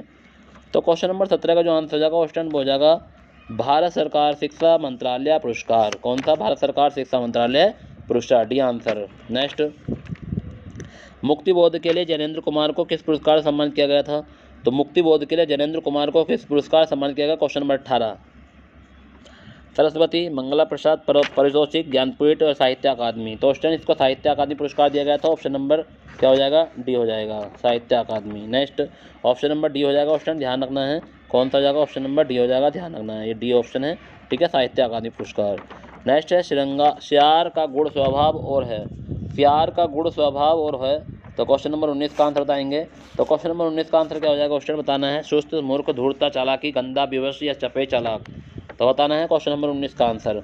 आप लोग सभी जानते हैं धूर्त और चालाकी क्या होता है? धूर्तता और चालाकी, ऑप्शन नंबर बी। नेक्स्ट है थोता चना बाजे घना। इस मुहावरे का अर्थ क्या है? थोता चना बाजे घना, दिखावा बहुत करना परंतु सार ना होना, बहुत आवाज़ करना, चने रूपी खिलौने में खेलना, चने को बजाना। ठीक है स्टूडेंट, तो थोता चना बाजे घना, आंसर बताएं। तो ऑप्शन आपको पता है कि दिखावा बहुत करना परंतु सार न होना। तो ऑप्शन नंबर ए हो जाएगा इसका आंसर, दिखावा बहुत करना परंतु सार न होना। तो ऑप्शन नंबर ए हो जाएगा। ठीक है स्टूडेंट, अगर आपने अभी भी मेरे चैनल को सब्सक्राइब नहीं किया है, कोई भी न्यू है तो चैनल को सब्सक्राइब कर लें। और स्टूडेंट प्लीज़ मेरा कहना यही है कि आप वीडियो को शेयर करें और लाइक कर दें। जो शुरू में थंब वाला निशान आया ना, अंगूठा वाला थंब लाइक, तो उसे लाइक जरूर करके जाया करो स्टूडेंट। आप सभी लोग लाइक नहीं करते हो यार, ऐसे बहुत गलत बात है। जितने बच्चे देखते हो उतने तो हाथों हाथ लाइक किया करो। ठीक है, next question number 21। Question number 21 देखेंगे। क्वेश्चन नंबर 21 क्या कह रहा है? कौन सा विशेषण निश्चित असंख्यावाचक विशेषण नहीं है? कौन सा विशेषण निश्चित संख्यावाचक विशेषण नहीं है? 1 किलो आम से ज़्यादा मत लाना, सैकड़ों लोग मारे गए, कुर्ते के लिए 2 मीटर कपड़ा चाहिए, चाय में 50 ग्राम चीनी डालना। कौन सा विशेषण निश्चय संख्यावाचक विशेषण नहीं है? करें कमेंट। तो स्टूडेंट सैकड़ों की वजह 100 मत समझ लेना कि 100 हो गए। सैकड़ों का मतलब पता नहीं कितने सैकड़ों, सैकड़ों मैंने ठीक है, सैकड़ों का मतलब होता है संख्या सैकड़ों में है, मगर ये बता 200 300 400 से निश्चित संख्यावाचक विशेषण नहीं है। Next question number 22। लोक में प्रचलित उक्ति जिसका मूल अर्थ बना रहता है और उसका प्रयोग भी किया जाता है, तो बताइए लोकोक्ति, मुहावरा, सर्वनाम या विशेषण। Question number 22। तो स्टूडेंट इसका सभी को पता है, उसे क्या कहते हैं? लोकोक्ति कहते हैं। क्या कहते हैं? लोकोक्ति। A option. क्वेश्चन नंबर 23 देखिए, दिए गए विकल्पों में सही विकल्प को चुनिए। डर के मारे चोर दौड़ गया, कर्म ही जीवन की कसौटी है, परिवर्तन से ही विकास के चरण आगे बढ़ते हैं, ललित को 2 बेटियां हैं। तो बताना है सही कौन सा है। तो स्टूडेंट इसका जो आंसर हो जाएगा क्या हो जाएगा? तो परिवर्तन से ही विकास के चरण आगे बढ़ते हैं। वेरी गुड, बहुत बढ़िया। कमेंट करते रहो करो स्टूडेंट, आप लोग कमेंट करा करो यार, क्यों रुक जाते हो बीच में? मैं बार बार नहीं कहूँगा आपसे, मैं क्यों कहूँगा बार बार भाई? जब आपको पता है कि हमें तो आंसर देना ही है तो आप आंसर देते रहें। नेक्स्ट 24 से 25 तक गद्यांश को हम पढ़ेंगे और स्टूडेंट फिर इसका आंसर निकालेंगे। तो देखिए कह रहे हैं कि गद्यांश को ध्यानपूर्वक पढ़िए और उसके आंसर सभी स्टूडेंट ध्यान दें क्योंकि पैट में भी आएगा, उत्तर प्रदेश पुलिस में भी आएगा और स्टूडेंट, और Uttar Pradesh sub inspector vacancy में भी आएगा। गद्यांश को ध्यानपूर्वक पढ़ना है स्टूडेंट। और ये क्या कह रहा है? उत्तर दीजिए। अक्सर दूरदर्शन पर परिवर्तन नियोजन के कार्यक्रम और विज्ञापन को लेकर सवाल उठते हैं कि ये विज्ञापन बच्चों को बुरा असर डाल रहे हैं, बच्चों को समय से पहले प्रौढ़ बना रहे हैं। यह सचमुच इस तरह के विज्ञापन समाज के अहितकार हैं। तो स्टूडेंट आपने विज्ञापन देखे होंगे, उलट सुलट विज्ञापन आते हैं तो उसके बारे में चर्चा चल रही है कि सवाल उठाए जा रहे हैं कि भाई ये बच्चों पर गलत असर डाल रहे हैं और ये समय से पहले प्रौढ़ बना रहे हैं। तो स्टूडेंट क्या सचमुच इस तरह के विज्ञापन समाज के लिए अहितकार हैं? यह तथ्य सभी एक स्वर में स्वीकार करते हैं। आज बढ़ती आबादी सबसे बड़ा संकट है, परंतु बढ़ती आबादी पर रोक के लिए कौन से कारगर उपाय किए जाएं, यह चिंतन का बिंदु बना हुआ है कि अगर जनसंख्या बढ़ रही है तो उसके लिए क्या करा जाए। तो निश्चित की जनसंख्या पर नियंत्रण में संचार माध्यम द्वारा ज्ञाप्ति संदर्भ जनमानस के व्यापक असर डालते हैं। तो क्वेश्चन बहुत ईजी पैराग्राफ है और आप एक अच्छे से पढ़ सकते हैं क्वेश्चन, बहुत ईजी पैराग्राफ है, अच्छे से पढ़ लीजिए। तो अब इन्होंने क्वेश्चन पूछे होंगे कि आज सबसे बड़ा संकट क्या है? गरीबी है, जनसंख्या है, बेरोजगारी है, मनोरंजन है। तो बताना है जनसंख्या, गरीबी, बेरोजगार या मनोरंजन। तो बताएंगे आज सबसे बड़ा संकट जो है वो आपके पैराग्राफ में आपको बताया गया है, तो क्या है? तो क्वेश्चन नंबर 24 का जो आंसर हो जाएगा वो हो जाएगा जनसंख्या। ये आंसर ठीक है, क्या हो जाएगा? ये आंसर हो जाएगा और वो आप जानते हैं कि वो क्या आंसर? जनसंख्या। नेक्स्ट प्रौढ़ का अर्थ क्या है? अनुभवीन, आसक्त, वयस्क या अपरिपक्व। तो प्रौढ़ का अर्थ बताना है, तो बहुत ईजी क्वेश्चन पूछ लिया क्वेश्चन 25। तो प्रौढ़ का मतलब होता है वयस्क, ठीक है क्वेश्चन, जवान। नेक्स्ट कौन सा शब्द उपाय से संबंध नहीं है? साधन, युक्ति, तरकीब या विलक्षण। तो बताना है कौन सा शब्द उपाय संबंधित नहीं है। क्वेश्चन नंबर 26 का आंसर। तो क्वेश्चन नंबर जो 26 का आंसर हो जाएगा वो क्या हो जाएगा क्वेश्चन? विलक्षण। क्या हो जाएगा? विलक्षण। नेक्स्ट पीपरपात सरिसमंडोला, पीपरपात उपमा अलंकार का कौन सा अंग है? तो पीपरपात सरिसमंडोला। तो बताना है पीपरपात उपमा अलंकार का कौन सा अंग है? साधारण धर्म, उपमेय, वाचक शब्द, उपमान। क्वेश्चन नंबर 27 का आंसर आप सभी जानते हो, उपमान। क्या है? उपमान, जहाँ उपमेय में उपमान का बेहतर दाव किया जाए, ठीक है। जिंदगी नामा के लेखक कौन है? क्वेश्चन आप सभी जानते हैं, जिंदगी नामा। तो जिंदगी नामा के जो लेखक हैं वो कौन है? क्वेश्चन नंबर 28 का है कृष्ण सोबती। जिंदगी नामा के लेखक कौन है? तो कृष्ण सोबती हैं, ठीक है। ऑप्शन नंबर ए लगा देंगे, कृष्ण सोबती। जिंदगी नामा कृष्ण सोबती के नाम है। हिंदी वर्तनी के आधार पर सही वाक्य का चयन करना है। तुम इसका दाम देते जाओ, तुम इसके दाम देते जाओ, तुम इसका दाम देते जाओ, तुम इसके दाम देते जाओ। क्वेश्चन सब सेम लग रहे हैं, आपको ध्यान रखना है इसका, इसके, इसका, ये दो बातें ध्यान रखना है। तुम इसका दाम देते जाओ, फिर है तुम इसके दाम देते, दो मात्रा है, देते जाओ, फिर है तुम इसका दाम देते जाओ, फिर है तुम इसके दाम देते जाओ। तो ऑल स्टूडेंट आपको इसमें कहाँ पे एरर नज़र आ रही है, आप लोग वही बताएंगे कि इसमें कौन सा सही वाक्य है, उसका चयन आपको करना है। तो आप क्या कह सकते हैं इस वाक्य के बारे में? तो क्वेश्चन नंबर 29 का आंसर क्या हो जाएगा क्वेश्चन बताए कमेंट में। तो क्वेश्चन नंबर 29 का आंसर आप कहेंगे तुम इसके दाम देते जाओ। ऑप्शन नंबर डी हो जाएगा सर। नेक्स्ट मैंने आम ले लिए हैं का बहुवचन क्या होगा? मैंने आम ले लिए, मैंने आम लिए हैं, हमने आम ले लिए हैं, हमने आम ले लिए हैं। तो बताना ऑप्शन कौन सा हो जाएगा। ऑप्शन को विशेष ध्यान रखें, कभी ये कहो कि सी और डी सेम है, क्योंकि है पे बिंदी लग रही है, इस वाले है पे बिंदी नहीं है, तो ध्यान रखना, क्योंकि डी वाले ऑप्शन में है पे लास्ट में क्या है, बिंदी है, और इस वाले सी पे बिंदी नहीं है, तो ये बहुवचन की पहचान होती है। ऑप्शन आप ध्यान रखें। क्वेश्चन नंबर 30 का जो आंसर हो जाएगा क्या हो जाएगा, मैंने आम ले लिए हैं, मैंने आम लिए हैं, हमने आम ले लिए, हमने आम ले लिए हैं। तो बता नहीं क्वेश्चन नंबर 30 का आंसर मैंने आम ले लिए हैं, तो मैंने आम ले लिए हैं, या मैंने आम ले लिया है, आम ले लिया नहीं ले लिए हैं, तो बहुवचन हो जाएगा मैंने आम ले लिए हैं, ऑप्शन नंबर ए। ठीक है, नेक्स्ट इसमें कहा है कि शुद्ध वाक्य का चयन करना है फिर। तो 3 नगर का नाम बताइए, 3 नगरों का नाम बताइए, 3 नगरों का नाम बताइए, 3 नगर के नाम बताइए। क्वेश्चन नंबर 31 का आंसर क्या हो जाएगा। ऑप्शन आप इजी क्वेश्चन है, 3 नगरों के नाम बताइए, 3 नगरों के नाम बताइए, ऑप्शन नंबर सी। तो ऑप्शन नंबर सी हो जाएगा ऑप्शन कि 3 नगरों के नाम बताने हैं। क्वेश्चन नंबर किसका 31 का answer option number C. Next, मिलजुल मन किसकी रचना है। तो मिलजुल मन मृदुल गग्र, चित्रा मुर्दुगल, ममता कालिया या नासिरा शर्मा। तो मिलजुल मन किसकी रचना है। क्वेश्चन नंबर 32 का आंसर बताएं। तो क्वेश्चन नंबर 32 का आंसर हो जाएगा मिलजुल मर्ग जो है मन है वो है मृदुल गर्ग की, किसकी है, मृदुल्ला गर्ग। ठीक है, परीक्षा में कठिन प्रश्नों को देखकर मेरी अकल चकराने लगी, इस मुहावरे का अर्थ क्या है। तो अनदेखा करना, शर्मिंदा होना, गुस्सा भराना या कुछ समझ में ना आना। तो परीक्षा में कठिन प्रश्नों को देखकर मेरी अकल चकराने लगी। ठीक है क्वेश्चन नंबर 33 का आंसर बताना है। तो क्वेश्चन नंबर 33 का आंसर हो जाएगा कुछ समझ में ना आना, कुछ समझ में ना आना क्वेश्चन, तो इसका आंसर हो जाएगा डी आंसर, कुछ समझ में ना आना। ठीक है क्वेश्चन। नेक्स्ट, तो परीक्षा में कठिन प्रश्न देखकर मेरी अकल चकराने लगी, कुछ समझ में नहीं आ रहा था। ठीक है, क्या करूँ।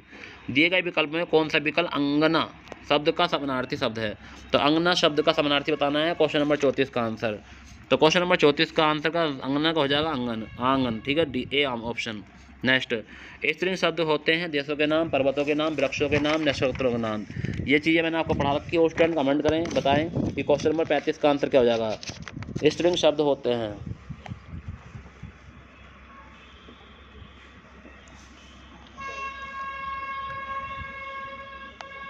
तो क्वेश्चन नंबर 35 का जो आंसर हो जाएगा क्वेश्चन हो जाएगा देशों के नाम। क्या हो जाएगा, देशों के नाम। बाकी सब पुल्लिंग मांगेंगे क्वेश्चन, ध्यान रखना। सूरदास और नंददास की काव्य रचनाओं की भाषा कौन सी थी। संस्कृत थी, खड़ी बोली थी, ब्रजभाषा थी, प्राकृत थी। तो क्वेश्चन नंबर 36 का आंसर बताएं। तो ब्रजभाषा थी क्वेश्चन सी आंसर क्या थी, ब्रजभाषा। नेक्स्ट, इनमें से सही क्रम लगाइए। रावण तो सिर्फ रावण है। रावण दुनिया में इन नाम का दूसरा कोई व्यक्ति नहीं है। राजधिकार लंका महाराजा रावण को दशनन भी कहते हैं। राम तो बहुत मिले जाएंगे लेकिन रावण नहीं। आय हाय, क्वेश्चन है अपने में, क्वेश्चन है भाई, सही क्रम में लगाना बच्चों। तो क्वेश्चन नंबर 37 का जो आंसर हो जाएगा वो क्या हो जाएगा क्वेश्चन, सही क्रम में लगाइए। और सही क्रम में आपको कैसा लगाना है, आपको ध्यान रखना है कि ए पहला आएगा या डी बी पहला आएगा, क्रमांक लगाना है। तो क्वेश्चन नंबर 37 का जो आंसर हो जाएगा क्वेश्चन वो हो जाएगा VDAC। तो बी वाला पढ़ेंगे। रावण दुनिया में इस नाम का तो कोई दूसरा व्यक्ति नहीं है। रावण तो सिर्फ रावण है, रावण तो सिर्फ नहीं, रावण इस दुनिया में इस नाम का कोई दूसरा व्यक्ति नहीं है। राम तो बहुत मिल जाएंगे लेकिन रावण नहीं। रावण तो सिर्फ रावण है। राज लंकाधिपति महाराज रावण को दशरथ भी कहते हैं। तो ऑप्शन हो जाएगा VDAC। तो पहला वी वाला आएगा, फिर डी, फिर ए, फिर सी। तो ऑप्शन ये थे हमारे हिंदी के महत्वपूर्ण प्रश्न, जो हमने कुछ ही समय में ये सारे प्रश्न लगा लिए हैं। तो अब ऑप्शन आप कमेंट करके बताएंगे कि आपको कैसी लगी ये पूरी वीडियो और आपको अच्छा लगा या नहीं लगा। ऑप्शन चलो और कर लेते हैं, 40 तक कर लेते हैं। ठीक है ऑप्शन। नेक्स्ट, दिए गए विकल्पों में सही वाक्य चुनना है। शायद आज वह शायद आज से आज यानी वह शायद से आज आएंगे। ऑप्शन पहला वाक्य गलती है क्योंकि पढ़ने में दिक्कत कर रहा है। ठीक है। नेक्स्ट, चाकू से बच्चों को काट कर फल दो, मेरे जूते तुमसे अच्छे हैं, गांधी जी ईश्वर के पक्के भक्त थे। तो बताना है क्वेश्चन नंबर 38 का आंसर। तो क्वेश्चन नंबर 38 का आंसर जो सबसे अच्छा पढ़ा गया वो कौन सा पढ़ा गया, गांधी जी ईश्वर के पक्के भक्त थे। तो डी आंसर। नेक्स्ट, 39 देखेंगे दिए गए विकल्प में कौन सा विकल्प संस्मरण का विलोमार्थी है। तो संस्मरण का विलोमार्थी बताना है। तो संस्मरण का विलोम क्या हो जाएगा क्वेश्चन नंबर 39। तो क्वेश्चन नंबर 39 का हो जाएगा विस्मरण। क्या हो जाएगा विस्मरण, ठीक है, सी ऑप्शन। सुधी शब्द के अंत में क्या जोड़ें कि वह बहुवचन बन जाए? सुधीजन, सुधीबंद वृंद, सुधीगण, सुधीवर्ग। तो होता है यहाँ सुधी शब्द के अंत में क्या जोड़ें जो बहुवचन बन जाए? तो क्वेश्चन नंबर 40 का जो हो जाएगा सुधीजन हो जाएगा, सुधीजन। तो ऑप्शन नंबर ए हो जाएगा ऑप्शन। अगर जन जोड़ देंगे तो बहुवचन बन जाएगा, ठीक है। तो ये थे आज के हिंदी के महत्वपूर्ण प्रश्न और स्टैंड। अगर आपने मेरे चैनल को अभी भी सब्सक्राइब नहीं किया है तो आज की वीडियो यहीं पर हम समाप्त कर रहे हैं। आप लोग पहले विकल्प जो भी आपने क्वेश्चन किए हैं, अगर जो प्रश्न समझ में नहीं आया तो कमेंट करें, बताएं, मुझसे पूछें, मैं आपको सभी प्रश्न बताने के लिए तैयार हूं। मगर आप लोग ये बात ज़रूर बताएं कि अगर कोई भी प्रश्न आपसे रह जाता है तो आप उसे दोबारा देख लिया करो। और जो इसमें मैथ के प्रश्न हैं, जो इसमें आपके हिंदी के प्रश्न हैं, उन्हें ज़रूर लगाना, क्योंकि हिंदी के जो प्रश्न हैं वेरी वेरी मोस्ट हैं। क्योंकि आने वाले एग्जाम में आपको कहीं ना कहीं इन प्रश्नों का बेनिफिट जरूर मिलेगा स्टूडेंट। और जो जीएस के आज मैंने आपको 150 से लगभग क्वेश्चन लगाए हैं, आज भी हमने 200 प्रश्न किए हैं स्टूडेंट। टाइम क्यों लिया है? क्योंकि कल स्पीड में पढ़ा तो कल बच्चे परेशान हो गए थे कि सर इतना स्पीड नहीं करना, क्योंकि हमें नोट भी करना होता है, तो इस वजह से मैंने स्पीड नहीं बढ़ाई। तो स्टूडेंट मैं इतना ही कहूँगा कि अगर आपको मेरी वीडियो अच्छी लगी है तो चैनल को लाइक और वीडियो को शेयर करना ना भूलें, ठीक है स्टूडेंट। और बने रहिए मेरे साथ। तो स्टूडेंट मेरे 800 सब्सक्राइब के समथिंग हो चुके हैं, उससे ऊपर। तो स्टूडेंट आप अगर चाहोगे तो इसे 1000 के पार पहुंचा सकते हो, यह आपकी जिम्मेदारी है, ठीक है स्टूडेंट। क्योंकि मैं आपके लिए इतना कुछ कर सकता हूं तो आप मेरे लिए थोड़ा बहुत तो कुछ कर सकते हैं। और मेरी वीडियो में पूरा वीडियो देखे करें स्टूडेंट, क्योंकि अगर आप लास्ट में आते हैं और शुरू के क्वेश्चन नहीं देख पाते हैं तो आपको पता नहीं चलेगा कि हाँ मैंने कितनी मेहनत की। अगर आप शुरू से बने रहेंगे तो आपको पता चलेगा कि हाँ सर ने कितनी मेहनत की है। चलिए स्टूडेंट, अब रात हो चुकी है, बहुत काफ़ी रात हो गई है। जिन बच्चों ने खाना नहीं आया खाना खा लीजिए अच्छे से, और उसके बाद में अपना जो भी आप पढ़ना चाहते हैं किताबों से किताब पढ़ लीजिए। अगर आपको ये मेरे चैनल अच्छा लगा है, बस इतना ही कहूँगा कि अपने दोस्तों को जरूर शेयर करना, ठीक है स्टूडेंट। तो गुड नाइट, शब खैर और अल्लाह हाफिज़।